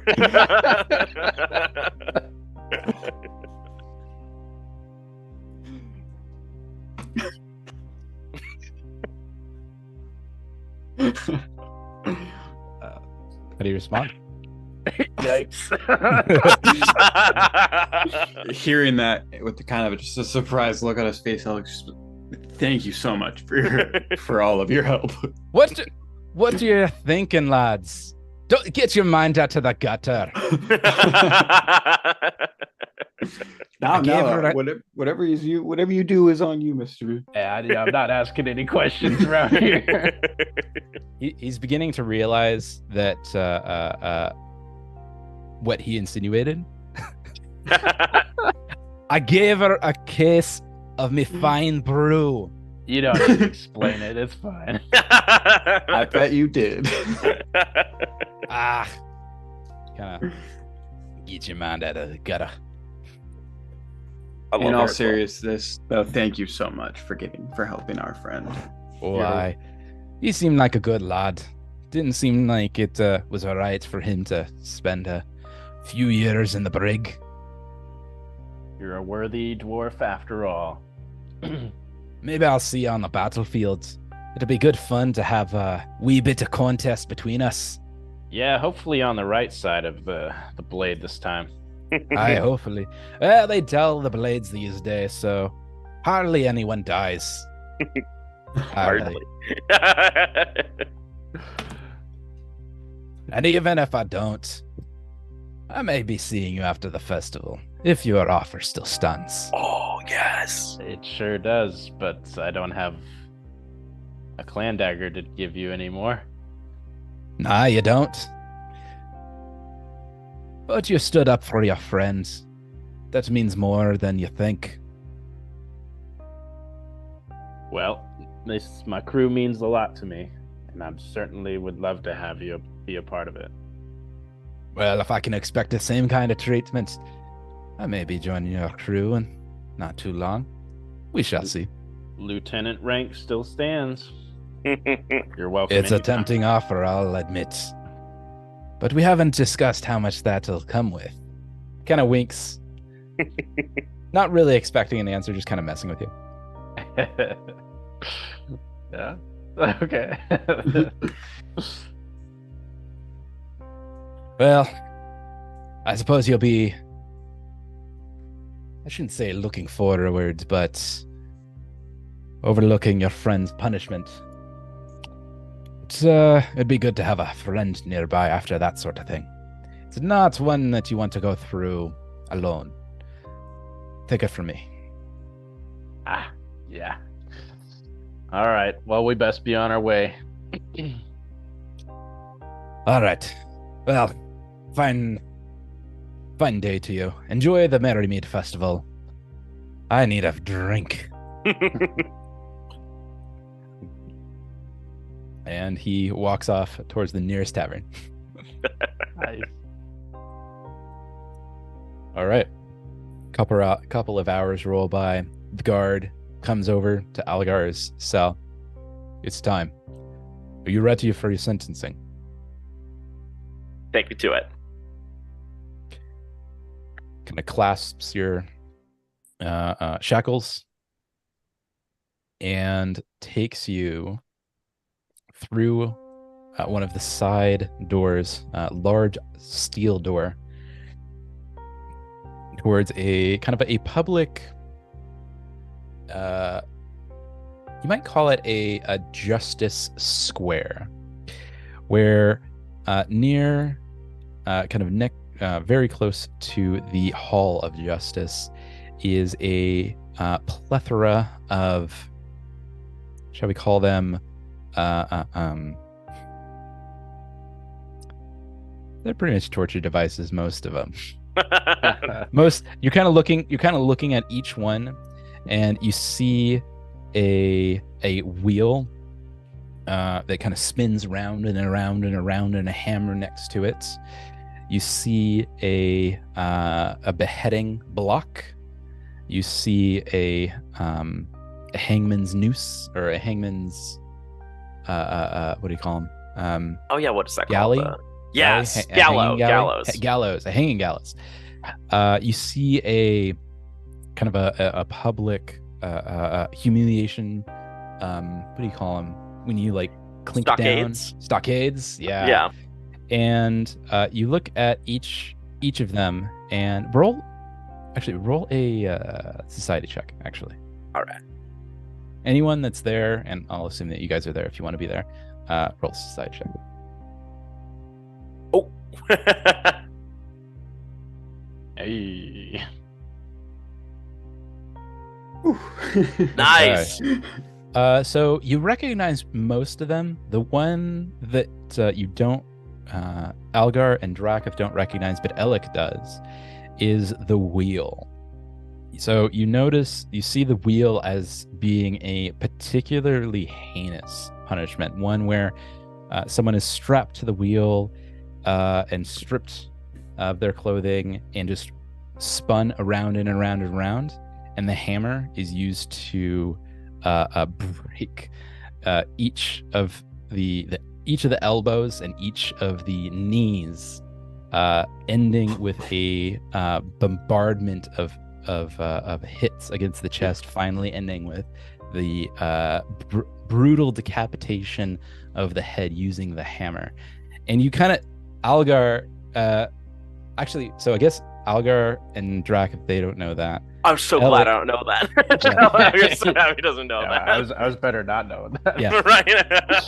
Elik, you look at that and you think to yourself, wow, this could have gone a really bad way. Yeah, this could have gone a really bad.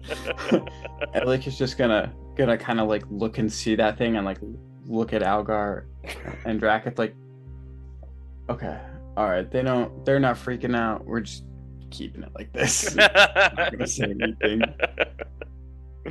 The guards, they take Algar to a great kind of area, kind of an open area with two wooden posts on either end with two leather straps attached to them.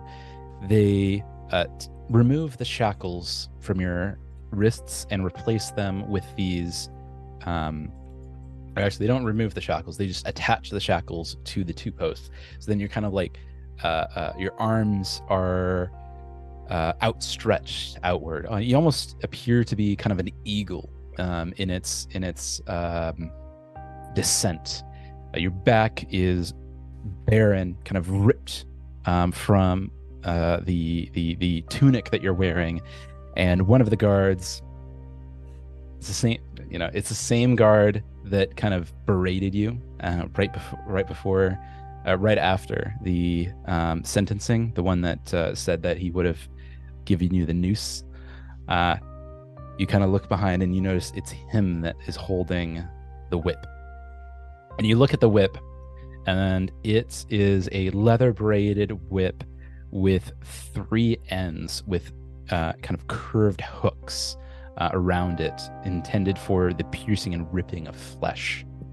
And it kind of unfolds the leather whip, and he kind of has this really menacing, evil look on it in his eye, and kind of a grin as he begins to kind of get ready to induce the punishment.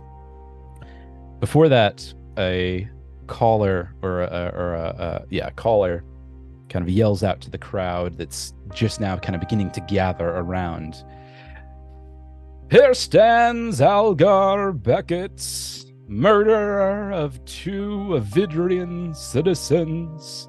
Let him taste the lash of the whip, and may his sins be washed from his flesh. And at that, the guard begins to whip your back, and each one is incredibly painful. You felt stings and you felt pain before, but the 3 hooked punishment whip is something altogether different. And with each hit, a bit of flesh and a bit of blood kind of rips from your back, leaving 3 massive gashes. And you're gonna take, how many did I say? 17? 16, I think, right? Or was it 17? Here, I'm gonna do this digitally because it's gonna take.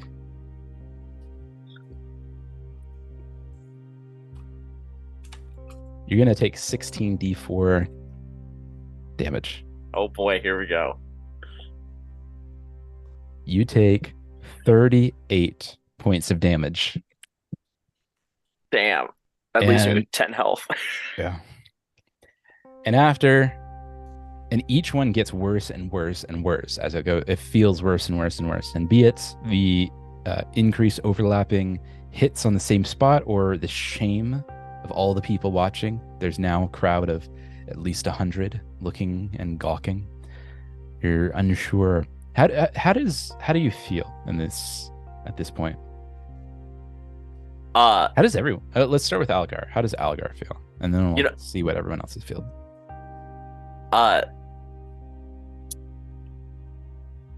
Shockingly, Algar is he is just incredibly painful, but every hit he's like, is this enough? Oh my god. Yeah. It's just again, thinking very hard about what happened, and every hit is this enough? And how is everyone else feeling?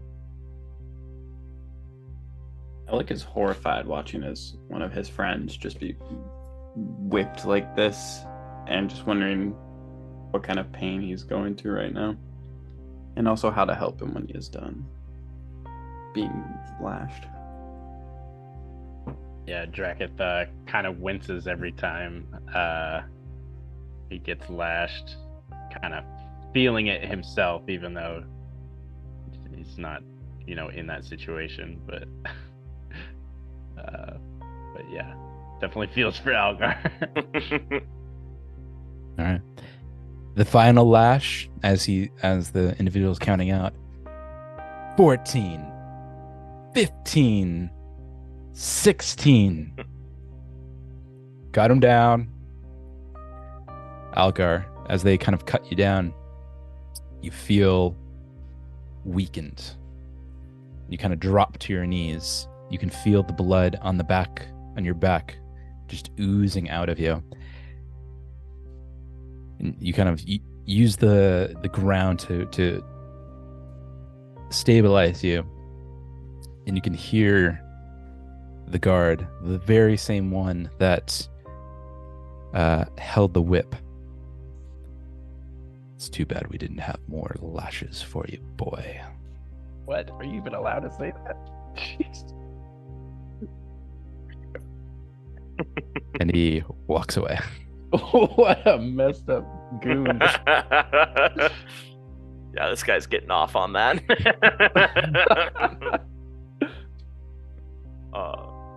And they just leave you. Beside you is a small bag with the remainder of your goods minus 285 gold pieces, and they leave. Algar will attempt to stand up on his own. Maybe using the post / the leather that was strapped to his hands to lift himself. Roll a athletics check. Ooh boy. Are Alec and Dracketh within distance of him? Yeah, you see this happening. Oh yeah, we'll lift him up. I'm gonna run. Alex's gonna run to his aid as he's trying to stand up to try to get under one of his arms and help him up. By the time you make it, he kind of is almost to the precipice of standing, but you kind of just like get him right about towards the end and help stabilize him. He seems quite unsteady at this point. Taking a look at his back, Alec is gonna immediately look at Drakus and be like, "We gotta get him back to the ship, and we gotta fix this." Yeah, I do have a room in the tavern. It's probably a little bit closer. Whatever's fastest. We have to get him somewhere. Yeah, Drakus picks up all of Algar's belongings, his armor, his hammer, and starts to walk off, leading the Alec and Algar to the tavern room. All right. Alec's gonna just keep supporting Algar, following Drakus. It's a short. Oh, go ahead. Sorry. Oh, so sorry. I was just gonna say. Go ahead.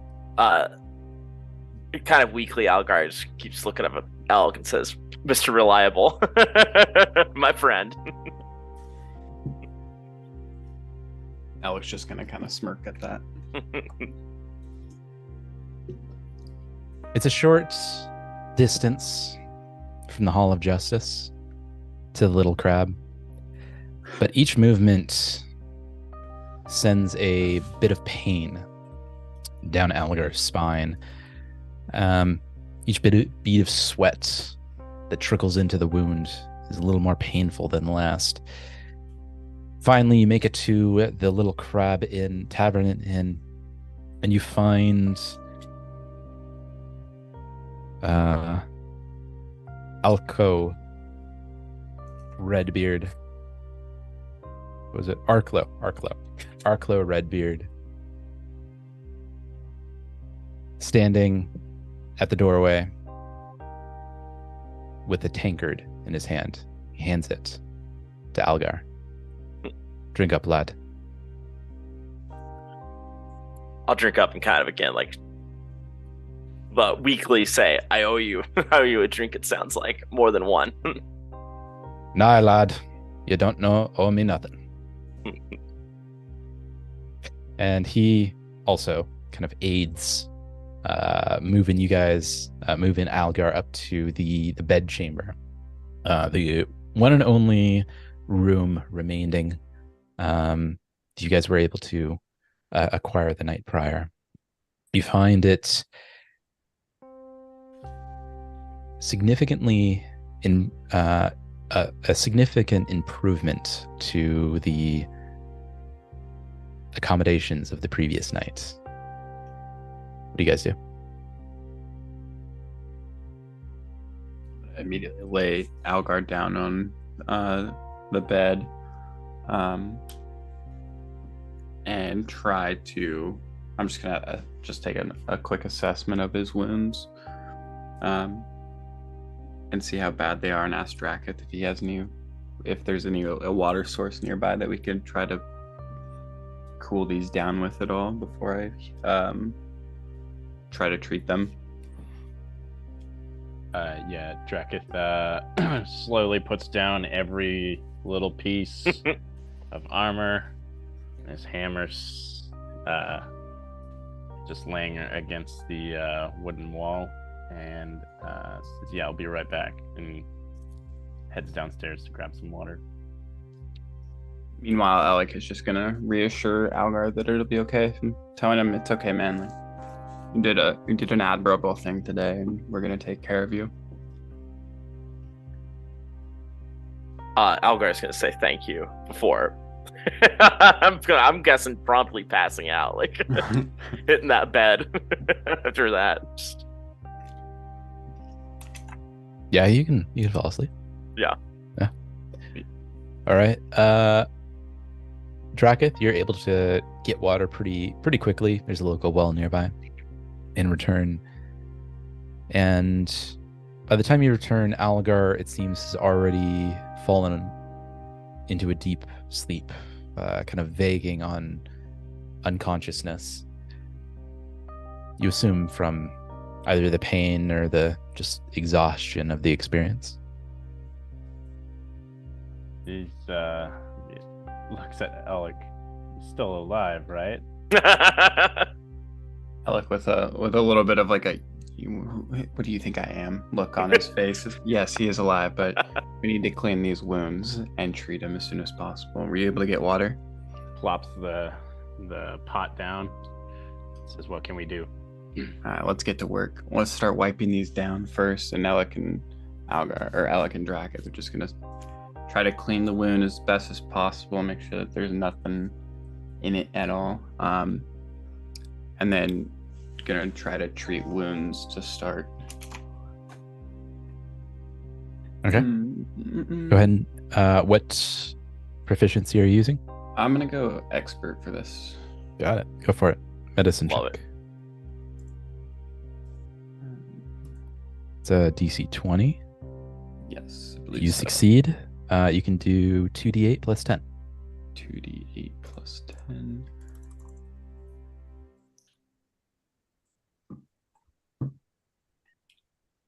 Nice. I'll be adding that. Let's see. Plus 23. 33. And then I'm gonna grab like a handkerchief from my bandolier and pour some of the water on it and put it on the back of Algar's neck. And when I do that, I'm gonna treat him using my healer's gloves, using their specialty to automatically give him a 2d6 plus 7. 2d6 plus 7. 7. Awesome. Roll that. You receive another 16 health. Heck yeah. I'll add that up too.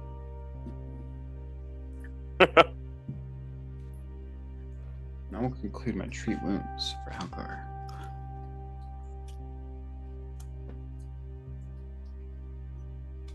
All right. What do you do then? Alex is gonna look at Drakus and be like, just tell him when I'm done treating wounds, like he just needs to rest, and we need to keep an eye on him. He's on the verge of unconsciousness due to something, and we just need to make sure he doesn't slip into that. Make sure he rests. I'll take the first watch if you want. Okay. Can I grab us the rest of us dinner at the tavern below and head back up? All right. It seems as though for dinner they're serving a wood ear mushroom and queen's cheese soup, along with a nice hearty brown bread and goat cheese spread. And Algar, roll a perception check with a -4. All right. Let's see. Perception -4. -4 at that. And...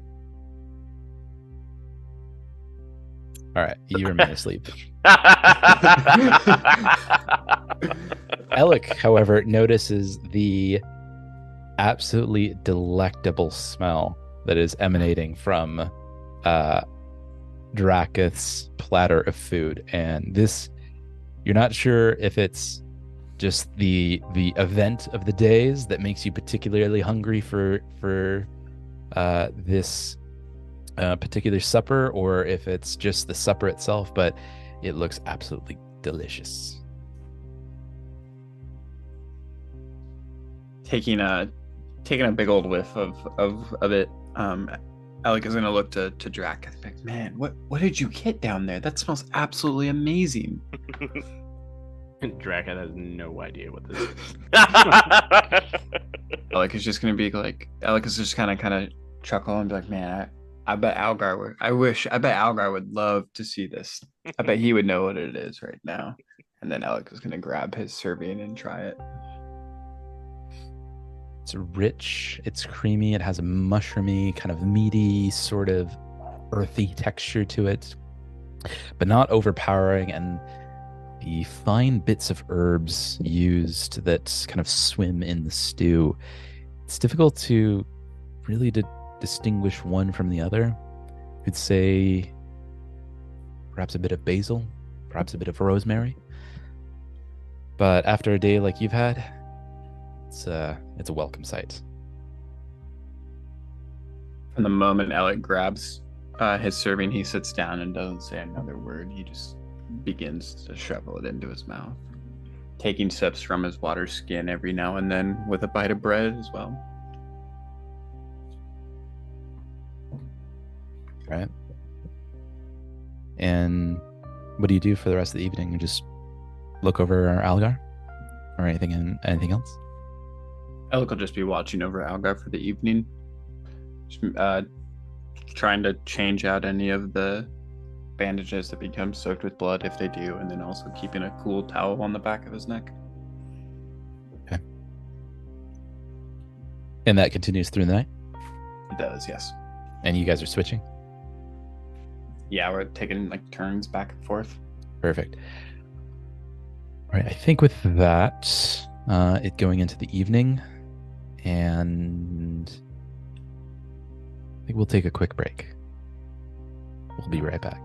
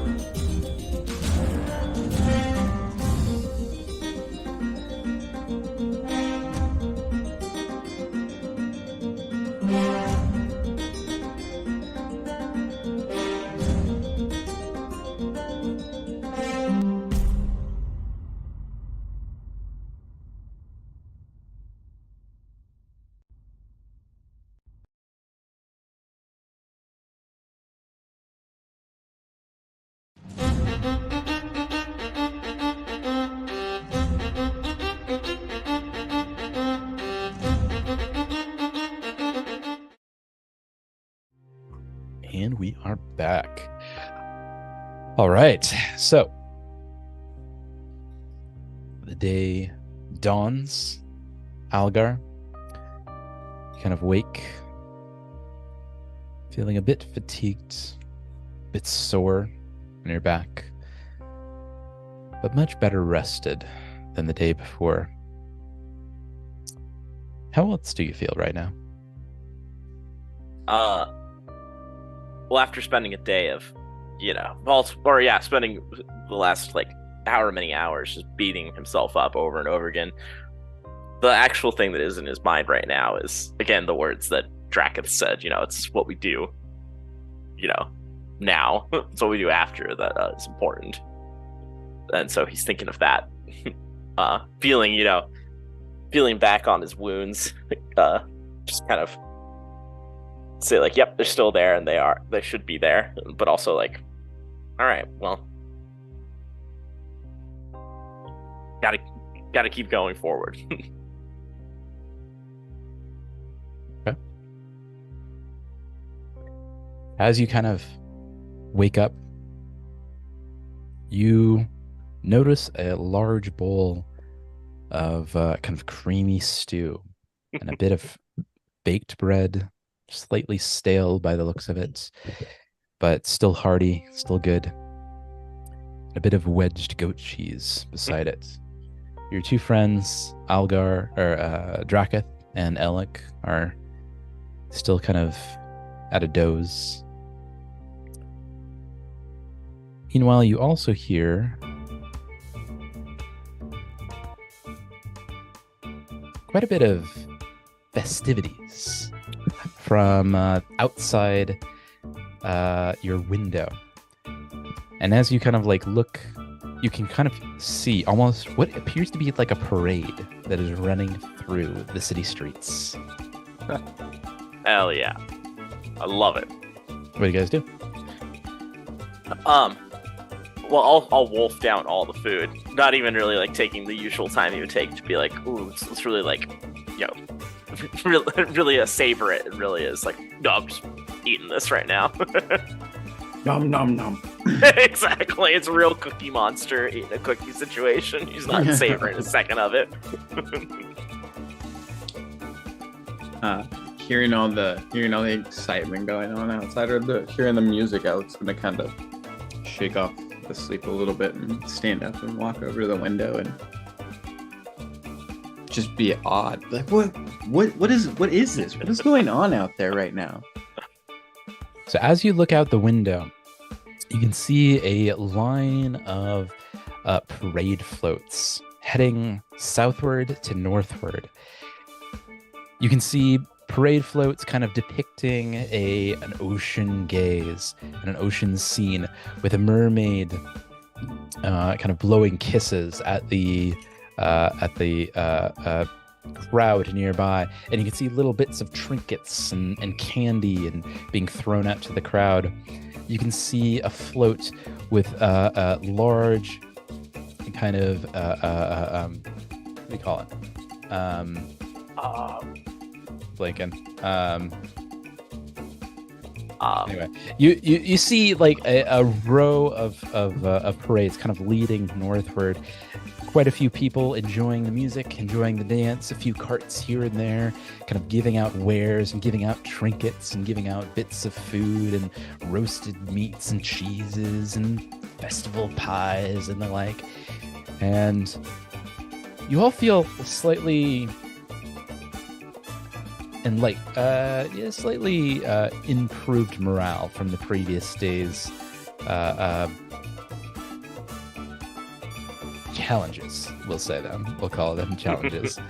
And a moment dawns on you. Someone told you that the Merry Mead Festival was right around the corner, and you presume this is the start of said Merry Mead Festival.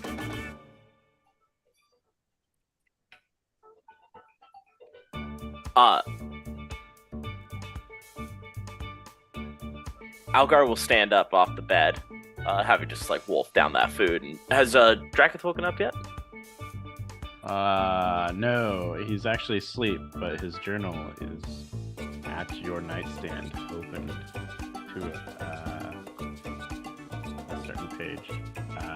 It's flipped, almost like it's meant for you. There's a big moment of hesitation where Algar's like, he doesn't want anyone. Another man's journal. Exactly, but he's like, but did he leave that on purpose? Algar's gonna peek, and if it has nothing to do with him, he's gonna walk. He's gonna walk away. You look at it or no? Yeah, I'll take a quick peek, like read the first line of it maybe, and then say Okay. nope. I'll let you know if I should, or let me know if I should stop. Okay. It says, "I cannot go living this way. I thought this was all there is. Collect or be collected." Nope.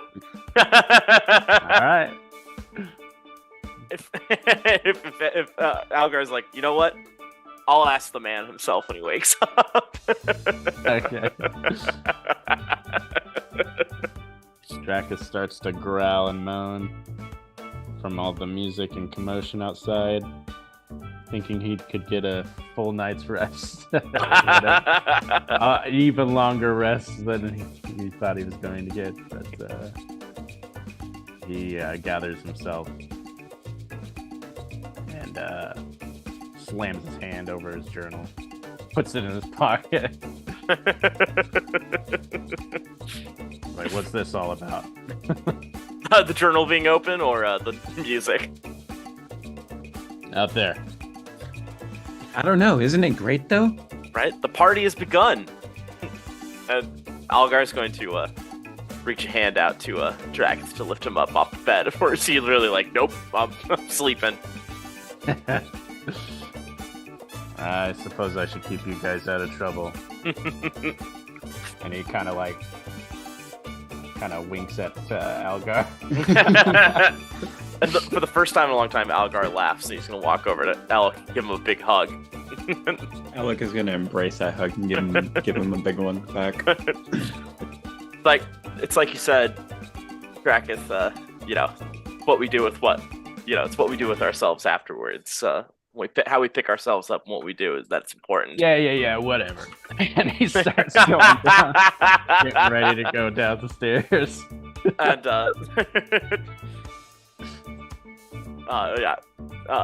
Algar is very much like feeling like takes a big deep breath of like, oh my gosh, like, everything that happened was really important, but it's time to move on. If not even for just his sake, everyone's sake. He can't live as a martyr. All right. So as you make your way down to the lower, the main floor of the Little Crab Tavern and Inn, you can see quite a few people enjoying their early morning drink. In fact, they're handing out ales. It looks like by the tankard full. First ale is on the house, you hear one say, as the parade continues rolling through the streets, and you can see kind of a little bit of a shimmer of a couple of the parade floats as they roll on by. The smell of roasted meats and of freshly smoked salmon is filling the air and making you quite ravenous. Wondering, what other delights does this celebration have for us? One thing of note, Algar is not taking his he's taking his boots for his armor, but he's not taking anything else. He's not taking his weapons or Okay. I don't know if anyone else is doing that, but I'm like, yeah, this seems right. So you're just taking your boots and leaving all your other armor and weapons? Yes. Okay. What's everyone else doing? Looks like they're handing out drinks at the bar. First round's on the house, it appears. And it seems to be quite a bit of joy and jubilation out in the streets. Dracus will go to the bar and kind of just hold his hand out for a drink. All right. Bartender throws you a drink and she says, "Happy Merry Mead, everybody!" God, why so loud? What's going on over here? Don't you know it's a Merry Mead? I can't say that I do. You have the mead, you be merry. What's not to understand? Yeah, usually this mead isn't to keep me happy. It's to keep me from punching other people. Algar's going to turn to Alec, and no matter how poor the taste the joke is, he's going to say, "You think he's the guy who killed 2 people and went on trial yesterday?" Alec's going to kind of like look at Algar like, did he just say that? Yeah. Also taking note of like, can we joke about this now? Right? Is this joke worthy? And at that moment, Alec's going to look at Algar and say, "Should we get him before he makes this day unmerry?" Yes. All right. Alec's gonna walk up to the bartender and just, I'm sorry for my friend. He has a problem with being merry. As he kind of like turns Dracus around. I'll walk up to the bar and take the mead and say, we'll help alleviate that problem for him, though." I got a picture for you. I better make him quite merry. It's not a day for gray clouds and the like. I assume that you'll be making it up to the festival, won't you? Absolutely. Which way to the festival? Just follow the parade, friend. Follow the parade. Thank you, ma'am. Yeah, of course. And I assume we're all walking out, right? Or yeah. Hit the streets. All right. Right about the time that you hit the streets, you can see kind of the end of the parade, kind of wheeling on by, heading northward from your current position. You can see a couple of street vendors, a couple of carts here and there, giving out a couple of complimentary and a couple of kind of souvenir items, a few clay placards and the like, a few necklaces, a couple of bits of roasted meat, that kind of thing. And each one of them you can kind of see quite a bit of merrymaking and jubilation coming from both the vendors and the patrons of the city. It seems to be the entire city is celebrating this day.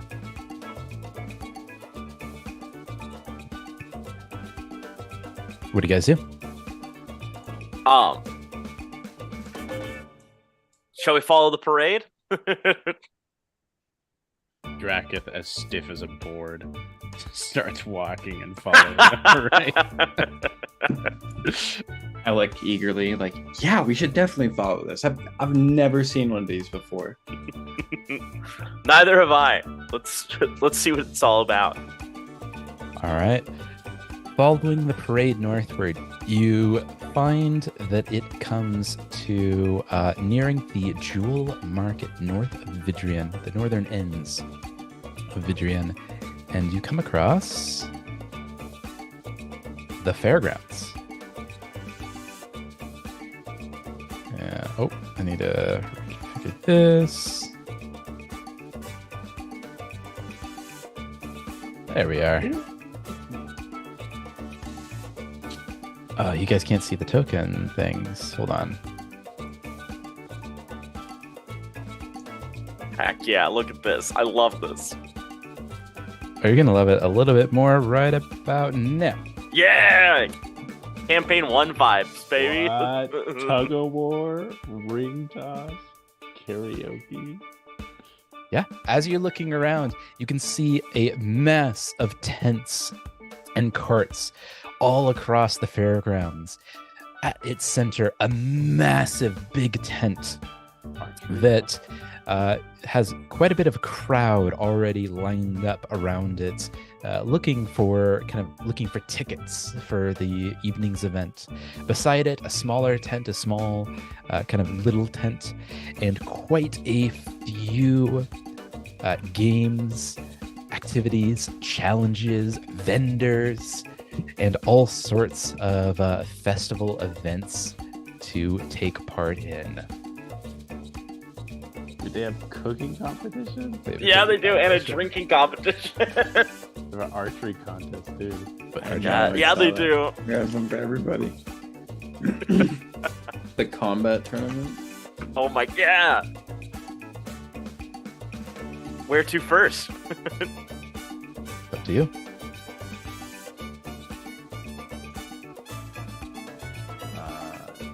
How many days is the festival? Is it just today, or I think it's multiple days, right? 3 days. It's a 3-day festival. Excellent. Well, should we at least sign up to win that gold? Absolutely. Yes. All right, so you're heading up to the sign-up tent? Yep. Perfect. All right, so as you make your way to the sign-up tent, you can see a rather long line of people looking to get tickets for the combat events, but a rather shorter line for actual participants. And one of them, you notice, Oh yeah. is Arklo Firebeard Yeah. and his merry band of compatriots. He looks at you, you look at him, and he kind of runs up to Algar, looking to grab him and hug him, hesitating a moment, just kind of tapping him on the shoulder. Aye, it's good to have you back, lads. Upon that, Algar's gonna go in for a big hug. He accepts the hug. He does not reciprocate because he doesn't want to. It looks like he doesn't want to touch your wounds. It's good to be back. Thank you, my friend. And we are signing up for the combat, lad. You know it. Oh, it's gonna be a good one. I hope we get to face each other off. That'll be a good fun. That would be a great bout. Hopefully nobody dies this time. Algar's not gonna go silent at that. Oh, I didn't mean that. I didn't mean it like that, lads. No, I didn't think so. People die at this? Well, they used to. A few years back when they haven't had it around for about 5 odd years. You know how Vidrians can be. They outlawed the practice. Thought it a bit barbaric, but the rules have changed, and only the volunteers are allowed to compete. It's a good change, if you ask me. Before it was a combat of slaves, and it left a bad taste in one's mouth. Why, for one, I think I speak for us all when I say it sounds like a good change. Aye, it's a good change. It's a good change. They do blunt the weapons, which makes the bloodfest a little bit less, but hopefully nobody dies this time, so. Except for the creatures. Don't know there's a way around that. Creatures? What? Aye, the trial of the beasts. Have you heard of the thing? Tell us all about it. Oh, you haven't heard of the trial of the beasts, have you? Oh, it's a good fun thing. Except for the beasts. I don't think the beasts enjoy it too much. Anyway, the trial of beasts is when a group of lads go into the combat, and their aim is to slay the beast. The kind of points towards the guard station. The Sangorians, they took on the task of collecting the beasts from the Wangi Expanse this year. Not quite sure what they've collected. We'll see. But anyway, it should be fun, but for the beasts. should be fun. Aye, it should be fun. It's no different really than the bounty hunt, monster bounty hunt. If you ever been on one of those? I can't say that I have. I'd love to hear more about it though. Haven't you been on the monster bounty hunt? They put those things in towns around this area all the time. Usually the butcher. Yeah, we've had a few run-ins with butchers. Yeah. Good or bad? Yeah, it's been interesting. I'll say that much. Fair enough.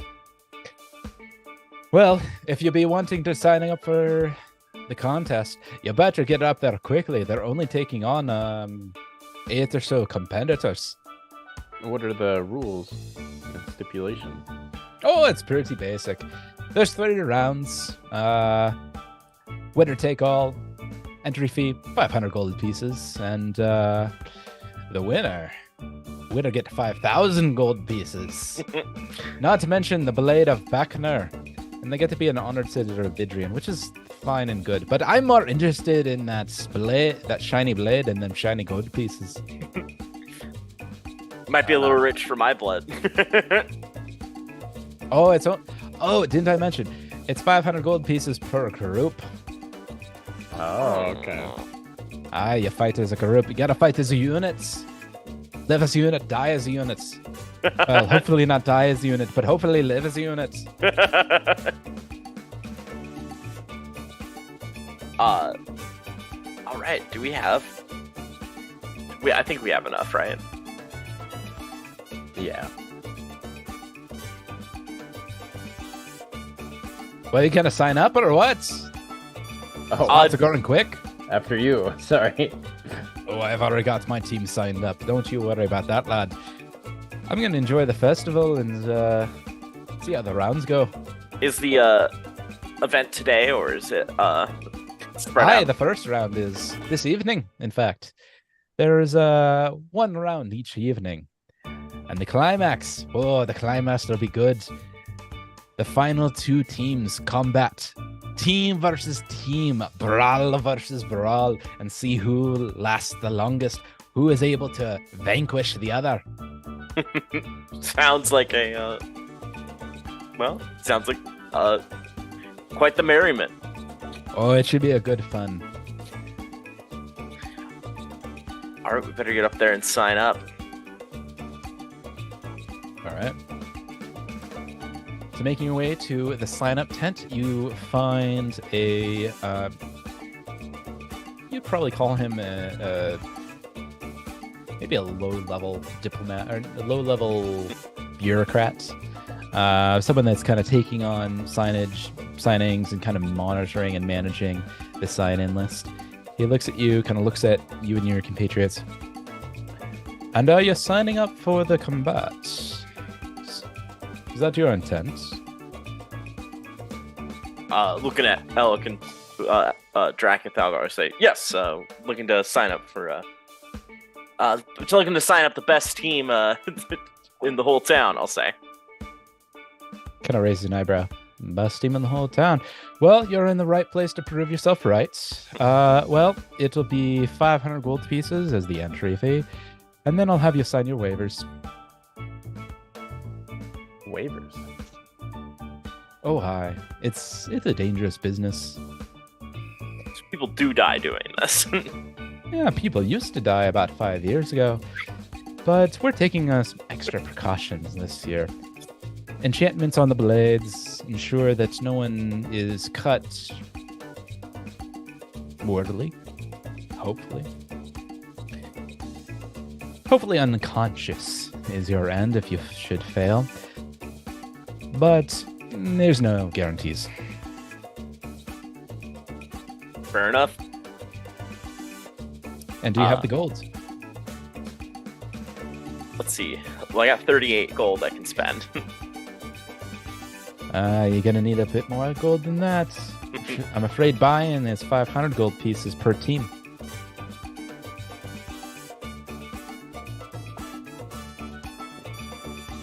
Sorry, I was just looking at Mark Duck's gold. I'm realizing I probably should not have divided your group gold just yet, but if everyone wants, so was it 500 gold pieces divided by 6? Woo. So 500 divided by 6 is 83 gold pieces. So I know Algar does not have 83. So if someone wants to spot Algar, how much gold do you have, Algar? 38. I'll need 50 gold pieces. Or wait, did you say it was 88 per person? 83. 83. I'll need How much gold do you have right now? 38. So let's see. That would be 45. If someone wants to spot him 45, and I can on my end take off 83 gold pieces from everybody else. You got it. Dracus already beat Zelik to the punch. Quite literally. All right, but I owe you. You'll be dead. This is one's not worth the trouble. Now let me get you something.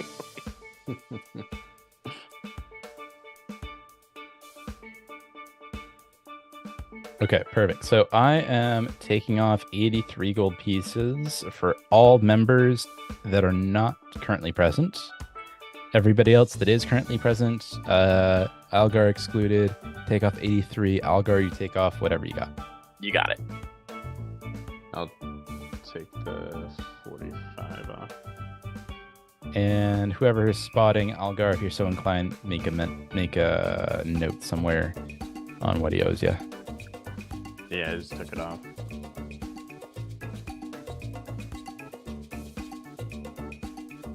Perfect. All right, so after everybody takes care of their entry fee, the official slides you a piece of paper kind of outlining the rules and kind of the what to expect in the combat. There being one round for every evening of the celebration. The first round being a capture the relic competition. Oh, what? That's cool. The second being trial of the beast. And third being team brawl. Heck yeah. Each team forfeits 500 gold pieces for the prize. Winner take all of 5,000 gold pieces. The Blade of Beckner, which sounds interesting, but like you might have heard of it before but you're not quite sure. And the title of Honored Citizen of Vidrian. The rules being all kind of combats are arranged by random. So the what do you call it?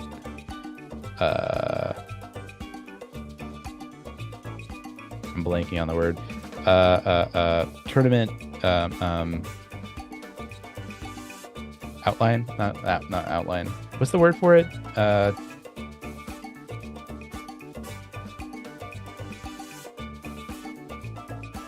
Anyway, the whoever fights who is bracket. That's the one I'm looking for. Bracket. The bracket is determined by random draw. All weapons for the capture the relic and the team roll are to be enchanted with a blunting enchantment to prevent any unnecessary deaths.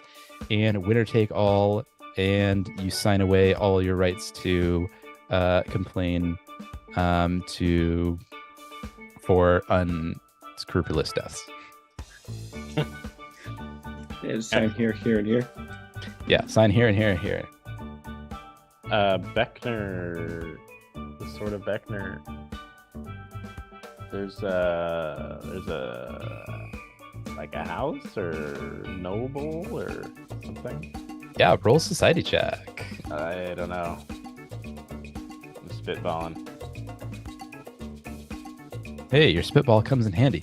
You do recall that there is a House of Beckner here in Vidrian, and you remember someone telling you about them donating a relic of their household, the Blade of Beckner, as the grand prize of the combat tournament for this year's festival.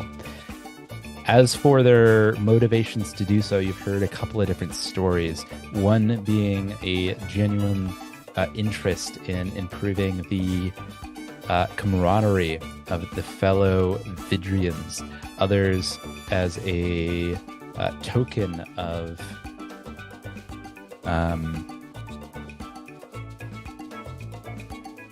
as a general token to the Vidrians to improve relations with the general populace. There's a bit of a mixed bag there. All right. So after you have signed your documents, signed on the dotted line, seals have been made. They take your gold. They give you a ticket, and the official tells you to be at the tent this evening before sunset. And if you're not there before sunset, you're forfeit. So be there. Oh, we'll be there. Oh, good. Oh, that's good. We need some wheat for the trough, I suppose. At least you have gold.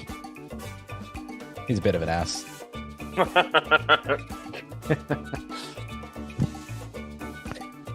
All right, so taking a part in these competitions, will you? Oh, me? Certainly not. I just take on the papers, make sure that everything is in order. Yeah, well, keep I'm it that not way. a combatant. I'll be enjoying it from the stands, though. Yeah, like a All Little- right, let's go. little man. Oh, let's go. He kind of scowls at you. How dare you, sir? just kind of spits just below him. Yeah. And then just kind of snobbers his way around to walk away. All right.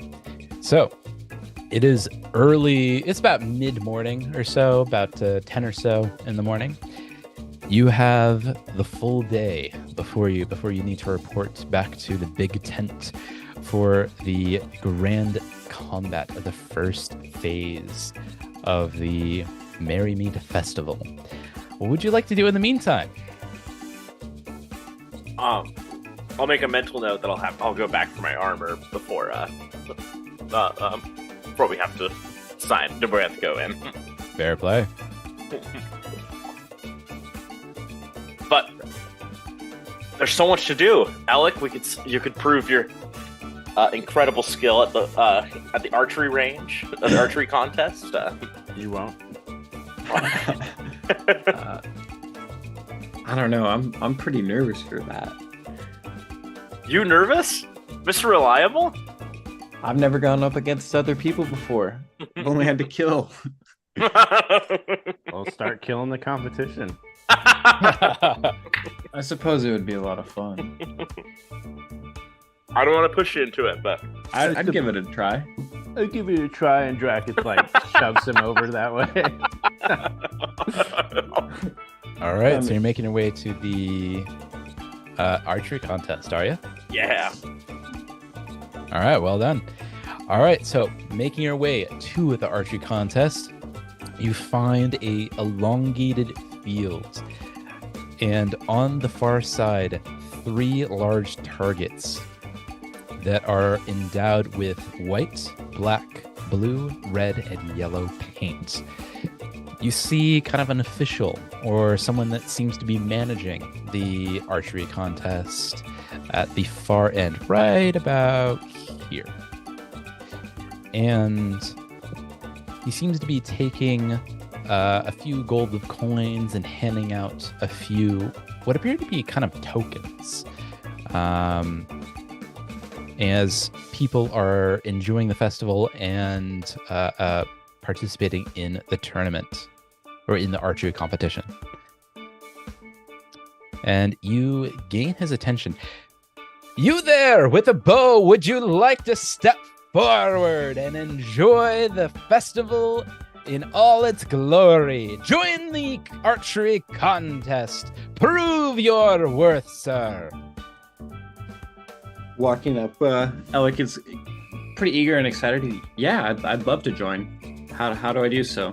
Ah, excellent, lad. So, you see that target down there? He points down range. All you got to do is hit the bullseye. The closer to the bullseye you get, the higher the points that you receive.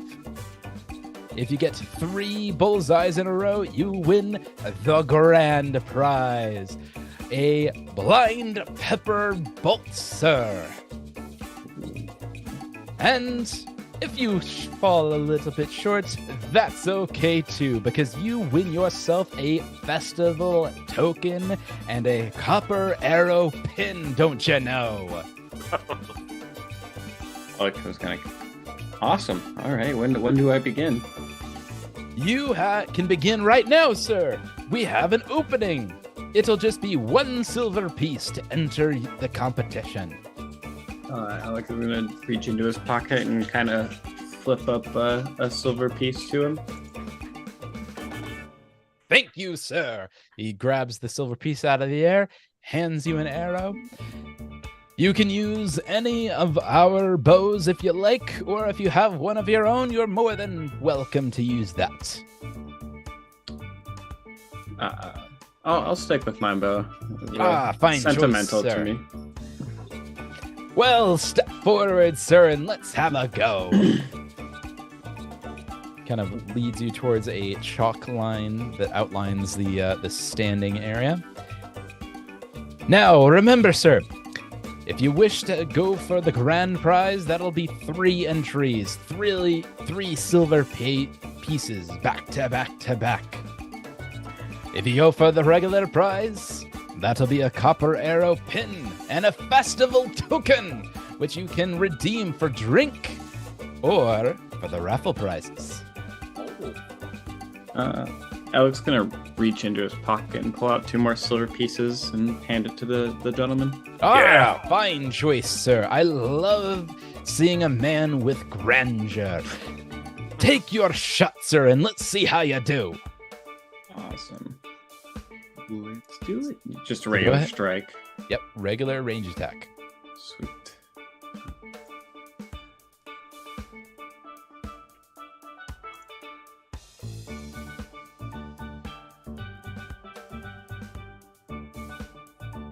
$26.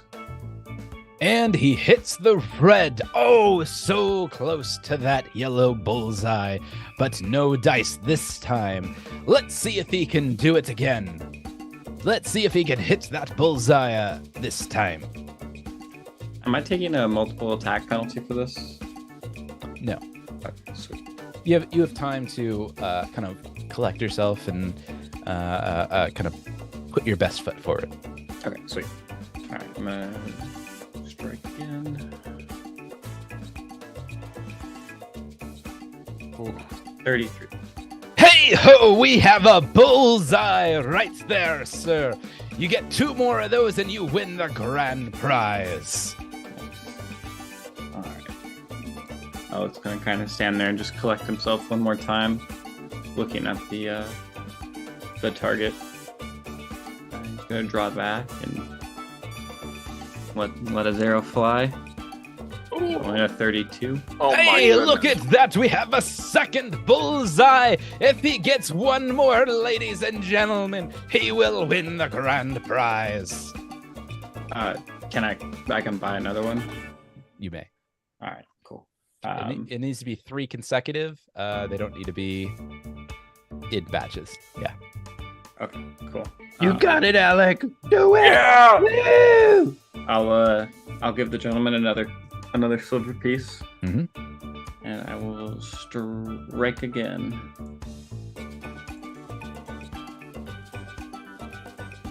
22. Oh, and he gets a little bit short. Hits the black. Not quite a bullseye, but a fine try indeed. You, sir, have won yourself a copper arrow pin. He kind of hands you a pin to kind of clasp to your tunic or cloak. And you, sir, have won yourself not 1, not 2, not 3, not 4, not 3, but 4 festival tokens, sir. And he hands you 4 tokens. They're small, kind of like wooden tokens stamped with the Vidric seal of the Rising Phoenix. Ooh. And ladies and gentlemen, anyone with those tokens can go down and exchange them for raffle tickets and get the great grand prize of the festival. Good sirs and gentlemen and ladies of the festival. He's very much trying to jar up draw people in. Draw people in. And if you want to try again, you are more than welcome, good sir. Being satisfied with his shots, Elk's gonna just thank him for his time in the pin and rejoin with his friends. That was incredible. Yeah, how's everyone react? Nice shot, kid. Thank you. Thanks for the encouragement. Guys, you heard it too? Alec, we heard Drakus yelling, "Let's go, Alec!" Right? Right? I know. I almost thought it was just the wind passing by my ear, but All right. calm down. it was the sweetest thing I've ever heard Drakus say. I know. It's gonna be the last thing you ever hear too. If you keep it up. I was just gonna kind of smirk. What's next?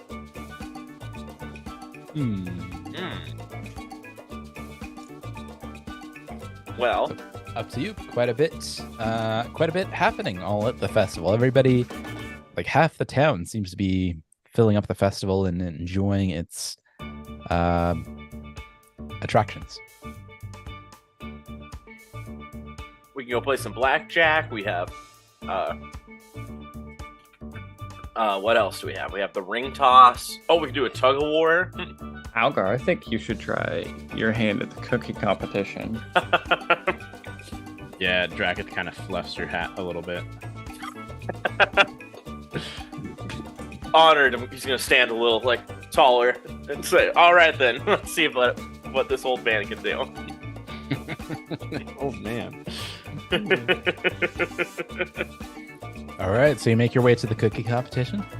Oh yeah. As you make your way closer and closer, you can hear the grand voice of the man trying to get more and more people to join the competition and to gather around. Come one, come all, see the cuisine of kings, the glorious gluttons, the delicious delights that Sengor and Vidrian has to offer. Everybody, enjoy the festivities, enjoy the food, enjoy the festival. You there! And he points his kind of candied cane at Algar. You there with the fancy hat. Would you like to join the competition? I'd like to sweep the floor of the competition, yes. Oh, and we have a challenger, ladies and gentlemen. We have a challenger. Bree, come, let us join, let's have you join the competition. And he kind of ushers you towards a sign-in sheet as he kind of continues to kind of build up the crowd around you. Kind of another man looks at you and says, and would you like to join the competition? I have heard that.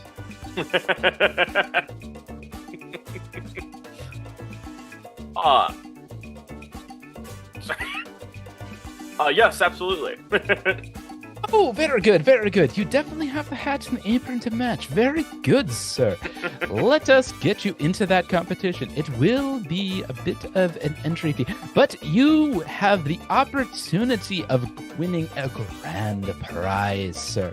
Not only can you win the festival tokens, which are great to have for that raffle, down there, but you have the opportunity, sir, to earn yourself a signed copy of Golarion's Delights by Jacques Le Goff, one of the finest chefs of Golarion. What? Count me in. Count me in.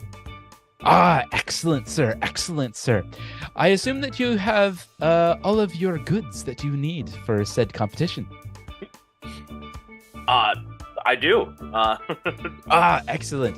That'll be 50 gold pieces to enter the competition, and you can then win the signed copy. Did I mention that thing is worth over 300 gold pieces? Signed copies are hard to find by Jacques Le Goff. Is this still going on for the next couple days? Can I scrounge up some money for it? Don't go too far. We will be having the competition very, very soon. All right, I gotta go to blackjack or something so we can win some money. Oh, of course, sir. How could I forget? You seem like the blackjack fellow, counting the cards, doing well. Good sir. And you can kind of see him turn like, there's no fucking way. Hey, I know when to quit. Of course you do, sir. Of course you do, sir. Please come back when you have the coin, and we would love to enter you into the competition. We already have a few famous chefs joining. Quite a few delicious delights to enjoy. I'll hurry back as fast as I can. Wow, good sir, good sir. Spots are growing quickly. You better hurry up.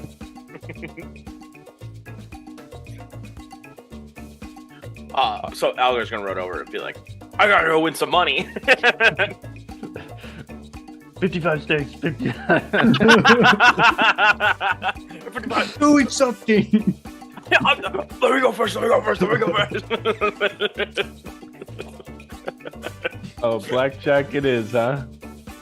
Unless there's a prize for money from any of the other competitions, but I assume that they're only playing with money here in the blackjack tables.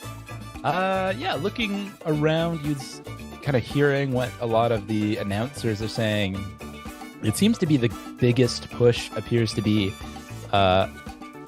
festival tokens, which each of the activities seem to be bolstering a winnings of festival tokens, whether you win or lose, just for participating, get a bit of a festival token. A few of the other prizes do have a bit of a monetary value, however. You notice, or you hear over here, for example, the drinking contest has not only a prize of the festival token, but you overhear a bottomless stein as the grand prize. A stein that is often used and enjoyed by followers of Caden Kalian. A glass that never has a bottom and continues to fill with the favorite ale of the owner. I gotta have it. Well, shall we, until I scrounge up enough money, should we enter the drinking contest? Sounds like a great idea before we fight later tonight, right? There'll be plenty of time to recover. You also overhear another interesting prize from the ring toss competition. Not only can you win yourself a festival token, but you can win yourself a engraved copper ring. One ring to rule them all.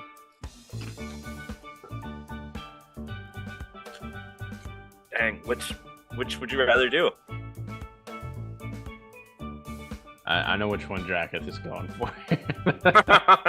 Alec, what are you feeling? Ooh, I want to throw something else in there. You kind of looking as you're kind of walking around and kind of hearing what people are spouting off. You hear a interesting competition being held, the karaoke contest. In addition to the festival token, you may in fact win yourself a golden musical instrument, a flute, in fact. There's a storytelling competition too, yeah? There is a storytelling competition. Wow, we could all sweep the deck with our stories. I know, right? Holy smokes. There's so much to choose. In a good way. In a great way, in fact.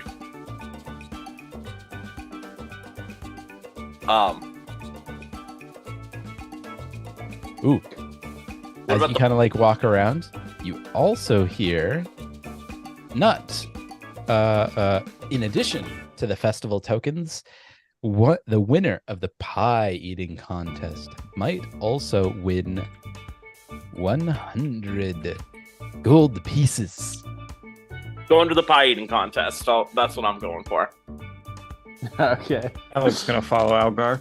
Yeah. But hey, also.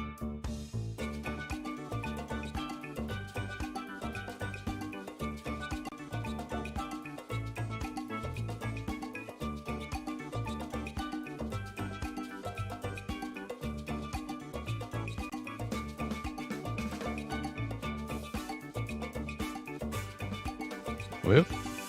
Hello? Hello. Back. Sorry. There we go. Let's try this again. Oh. There we go. I loved that alternate. That was great.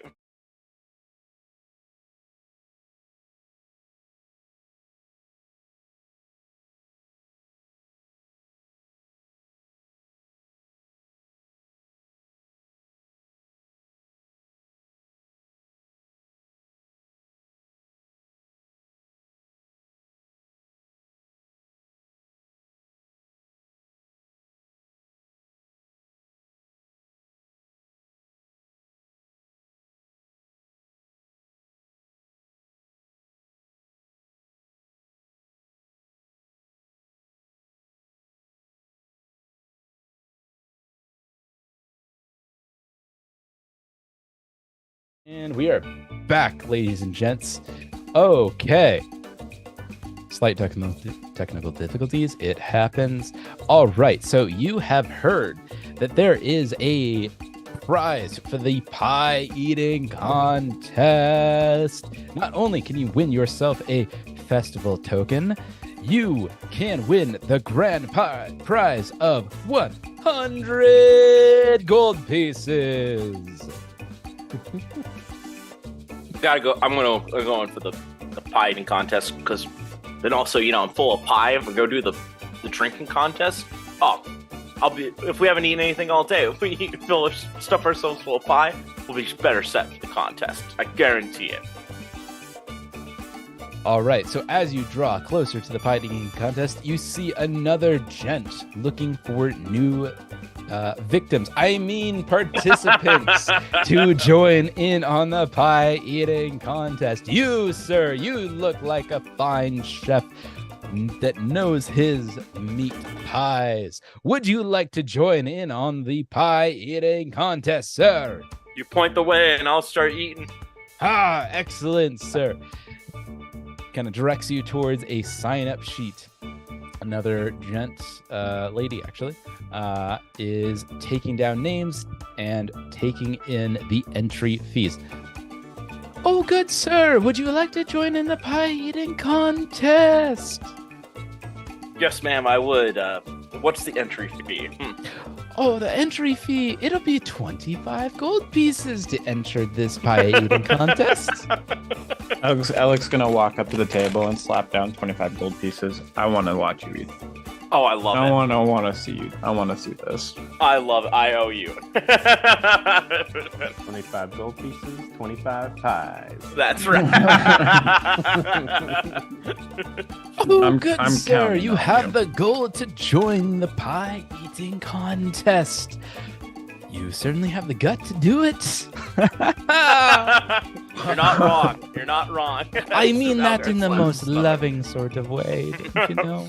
Well, I've been known to get a little carried away when tasting my own food. So You seem like the chef. I hope you join the cooking competition. I hear the grand prize is a great one this year.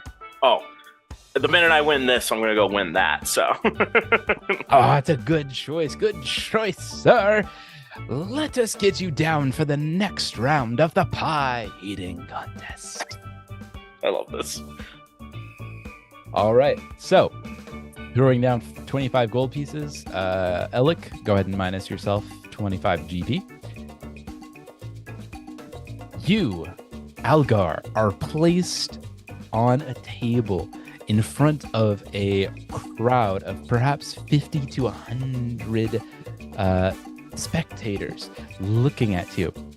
To your left and to your right, you can see a couple other folks that have joined in on the pie eating contest. To your right, you see one individual. To your left, you see three. You have four competitors all together.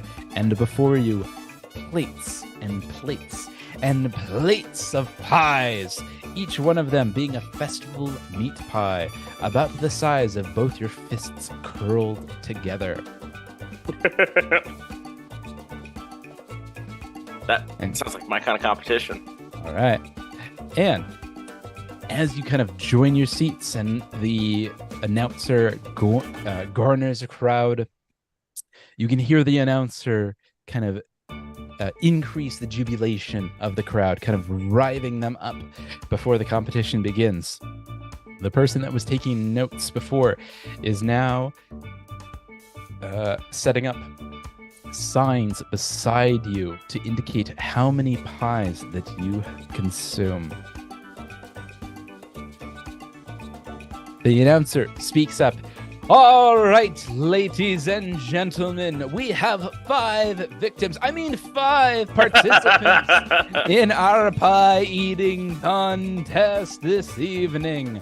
All right, ladies and gents, the rules are simple. Eat as many pies as you can in the span of 1 minute, and don't throw them up.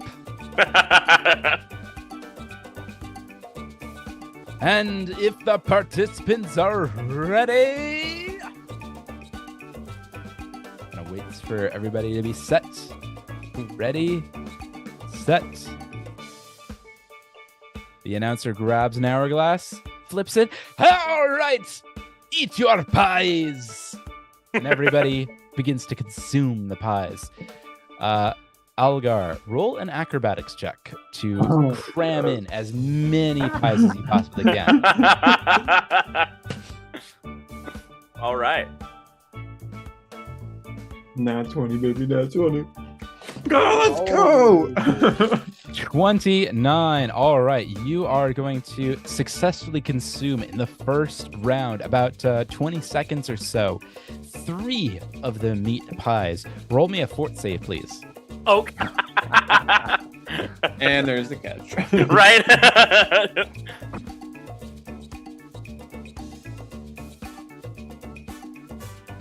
Nice. And you can immediately erupt the first 2 pies onto your camera. And we have our first disqualifier. Better luck next time, gent.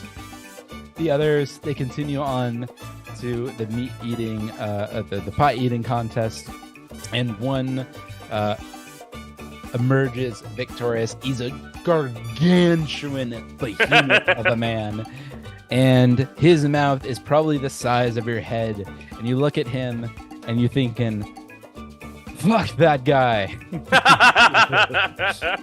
Oh, but don't worry, ladies and gents. Everyone here will win a festival token. And he flicks a festival token at each of the participants, even if they did not win. And everybody take a note of how many festival tokens you have. I think Alec has 4. Algar has 1. Festival tokens. Awesome. Well, wiping his chin and well, really his beard. Clean of whatever excess there was, I'll walk over to Elk and be like, I'm getting you that money back.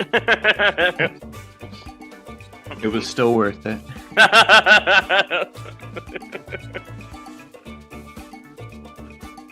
All right. So, it looks like they're race setting for the pie eating contest. Looks like it'll be a little bit before the rest of the chunks are filled up. It looks like you are not the only one to spew their guts. In fact, all but 2 of the competitors spewed out their meat pies, chunks and all. Only the champion and the runner-up managed to hold down their pies. Well, what do y'all say we go try something else? Yeah, you feeling okay after that? Absolutely. Looking at Draketh, Alec kind of. What would you like to do, Draketh? Draketh keeps eyeing the bottomless stein. That would be nice. Yes. I think that has your name on it. That would make me happy. Oh, let's see it happen. I want to see it. It's about time something did. You should go for it. If Draketh isn't moving, Algar's going to start pushing him towards the drinking contest. Yeah, Alec would assist in that.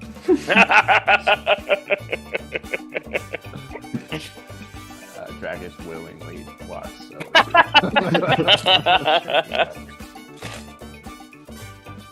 Kind of dragging you two along. As you draw closer, you can see a what do you call it? Crowd enthusiator, kind of garnishing a crowd and trying to get people to join in on the event. You sir, there you look like grand competitors. Looks like you could hold your liquor. One of those individuals being Draketh. Yeah. Any of you wish to join in on the drinking competition? Oh, it's a grand day. It's a grand day indeed, sir. Please come up. That'll be an entry fee of 25 gold pieces. But if you win, you not only get the festival token, but you get the bottomless stein. Yeah, give me that stein. Only if you win, sir. Only if you win. Let's see your competitors. Oh yeah, I guess I should have taken a look. Huh? All right. So, do you join the competition? 25 gold pieces to do it. Yeah, I removed it already. Yeah. All right, sir. Go ahead and join your compatriots. And you can see 4 other competitors. One is a whale of a man. Looks like he could definitely hold his liquor. The others are pretty average, you would say. And then one little scrawny guy at the end. All right. All right. The rules are simple. Drink as much as you can in a 1-minute allotment without puking your guts out. If all competitors are ready... Draketh starts trash talking the guy next to him. Well, what does he say? You're definitely gonna puke your guts out. No, I ain't. I'll be sure you do. You get to do it. You're gonna throw up. No, Bow up! he immediately before the competition even begins, he just pukes. Maybe it was the nerves, maybe it was the intimidation, but he just like pukes on whatever he had for breakfast is now on the table. And we have an early disqualification, ladies and gents. 5 up. 4 now. Let's see how they do. Dragon looks at the next guy in line. You're next, buddy. You're next. He just does this.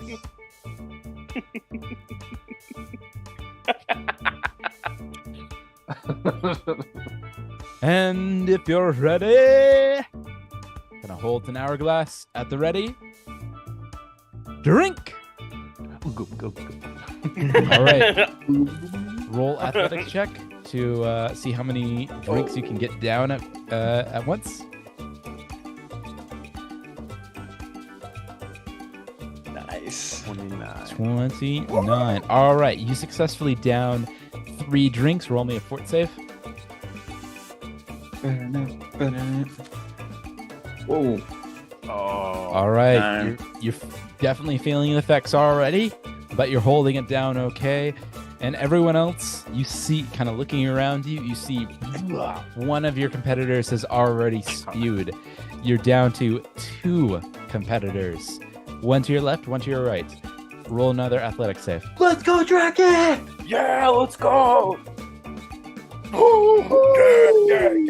33. All right, 33. You successfully drink 4 of the shots of rum. Roll me a fort save. Lots of rum. Let's Damn. go, Dragon! Yeah. 27. Okay. You're definitely feeling it now. Wait a second. 27. Definitely feeling it now. You're feeling like it's just kind of bubbling at the chest, and one of your other competitors is spewed. You have one left, the behemoth, the whale, the gargantuan of the band. He seems stoic and strong and ready for the next round. Roll another acrobatics check. Drakus just glares at this guy while his lips the stein further and further. Oh, I'm gonna use a hero point. Yeah, do it. Oh no. Come on. That'll 36. do it. You down not 1, not 2, not 3, not 4, but 5 of the rum shots. Your competitor is only able to down 4 that round. He is 1 minus you, and he is holding it back. But the time elapses, and you are 1 above him. And we have a winner, ladies and gentlemen. Drakus is the champion. Drakus. So happy right now. Just like, give me the stein. Give me the stein. Give it to me. No. And as you kind of like stand up, you can feel yourself like your legs are jello underneath you. Like, oh, fuck, that hit hard. But the aficionado, the official, hands you the Caden Kalian endless, what was that? The Drunkenstein, where is it? The bottomless stein, and you can see it fill up with a delicious dwarven house ale. Thick and foamy and absolutely, you kind of take a little bit of sip and you're like, oh, this is good. Life is good. Dracus takes it and starts like spraying everyone in the crowd with it. Shaking it. Yeah. Alongside the official gives you a festival token for your efforts. And we have a new winner, ladies and gentlemen. It is Dracus. Woo! Dracus, Dracus, Dracus. As the adrenaline of the moment begins to lessen a little bit, you are now like feeling a bit sickened. So you are now sickened for the next 24 hours. Oh, Dracus takes one burp, and half of it's like throw up, half of it's air. In there. Yeah. Sickened. All right. Looks like does anyone else want to enjoy any of the other festivities? Is the tug of war a team competition? It does seam to be a team competition. Yes, What do you all say we throw our hats in on this? I'm good. Game. Dracus? I'm down to go to war. Yeah. That's what Alex says. Yeah, okay. Yeah, he should be our anchor. Right. Well, actually, should he be in the front in case he projectile vomits? Not a bad idea, Algar. Oh, actually, yeah, I can spend an action to retch and attempt to recover. Yeah, do it. Which you immediately attempt to force it. Okay. Let's try this. Oh, wait. I think I have something for this. You have a hangover cure? I do have a hangover cure. Oh, nice. I might have something too. I'll double check my items. Is that a legitimate thing? Fast recovery. Oh. That is for poisons and diseases.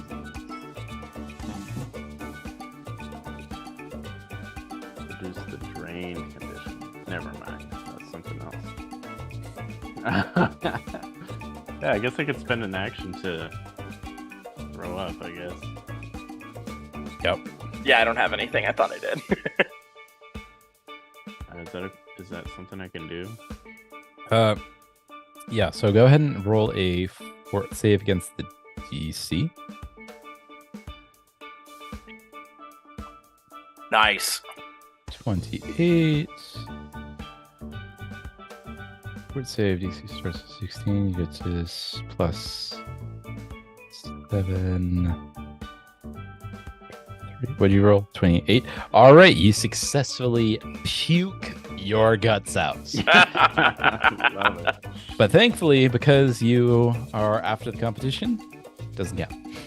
Hell yeah. He's gonna take a quick swig of the refill. Oh, and it is creamy, it is malty, it is delicious. It is one of the best ales I think you've ever had, and you fucking love it.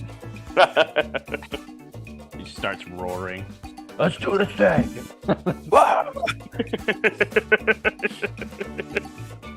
To the tightrope. Oh my gosh, sorry. Tightrope tug of war.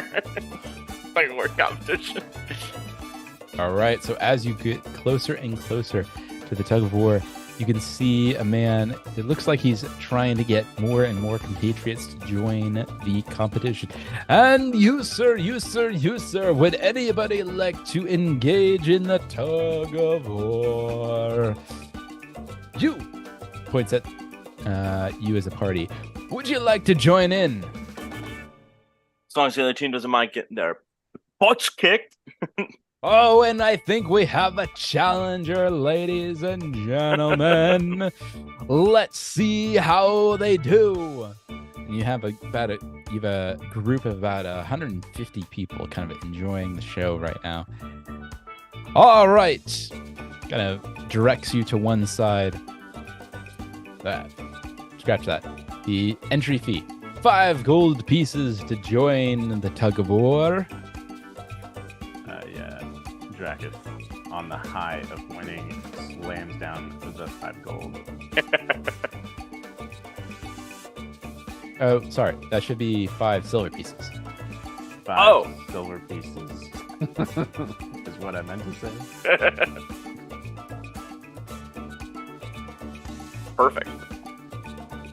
All right. He directs you to your one side of the tug of war. All right, ladies and gentlemen. He's now addressing the crowd. The rules are simple. 2 teams, 1 rope. Whoever can pull the other across the burning embers in the center is the victor.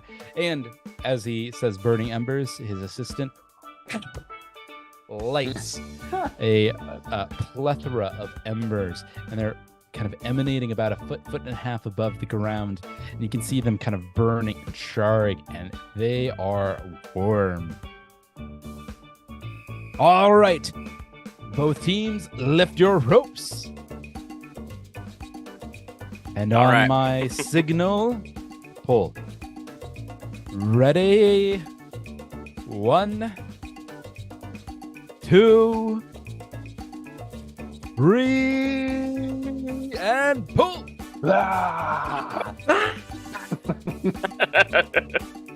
All right, everybody roll athletics.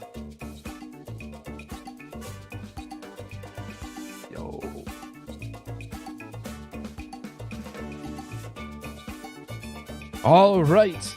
It looks like the competitors, the challengers, are beginning to win the day. Oh, they have the lead.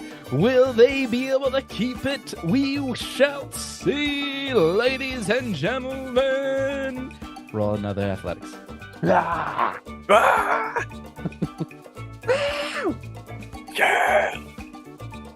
And it looks like the steadfast, the rock, the champions are winning the day once again. You can see them pull and pull and pull.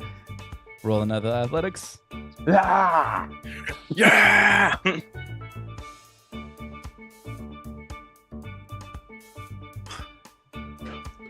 Oh, it seems to be a very close race. One more good pull from the challengers will win the day.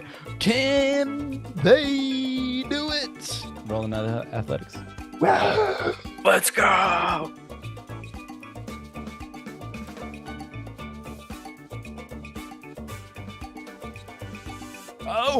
Oh, are we gonna see a toppling? Are we gonna see the crown fall? Look at this, ladies and gentlemen. The challengers, it seems they're gonna win the day. Oh, can they do it? 3 foot left, 2 foot left, 1 foot remaining until the coals are burning the champion's feet. Oh, when they do it, they pull the champions into the embers. They are the new champions. Just get up and throw the rope at the, the losers. The ex-champions seem extremely distraught in that, and they look at you, and they kind of the leader of the group, which seems to be about a half orc, about 6'6", comes up to Draken and kind of grabs Draken by the tunic. Are you in this combat? Get your filthy hands off me. I'll see you in the big tent, you little creep. I'll win back my championship if it's the last thing that I do. I love this guy. Draken takes a drink out of his stein real quick. Places it back. And he says, well, yeah, you probably belong in there, don't you? Because You smell filthy. Oh, and I'm gonna break your bones. I'm gonna twist them, and I'm gonna break them, and I'm gonna snip them in two, and I'm gonna drink the marrow. And that's what I'm gonna do in the big tent. What have you got to say to that, you little man? Well, whatever you say, big man. And kind of shoulders him. Oh, and I think we have a challenger. We have a challenger, ladies and gentlemen. If you want to see how the fight goes, you'll have to see things in the big tent. Get your tickets now. Get them while they're here, ladies and gentlemen. Just selling tickets like crazy. I love it. And he kind of throws you down, and he says, "I see you in the big tent, little man." Whatever you say, big man. I'm gonna break you. He walks up. Marshall, this might be one of my favorite NPCs you've ever done. He is like Hulk Hogan mixed with Macho Man. That's what it's going for. It's Macho Man. Yeah, savage. Hell yeah. I'm gonna break you. The cream of the crop, brother. Rises to the top.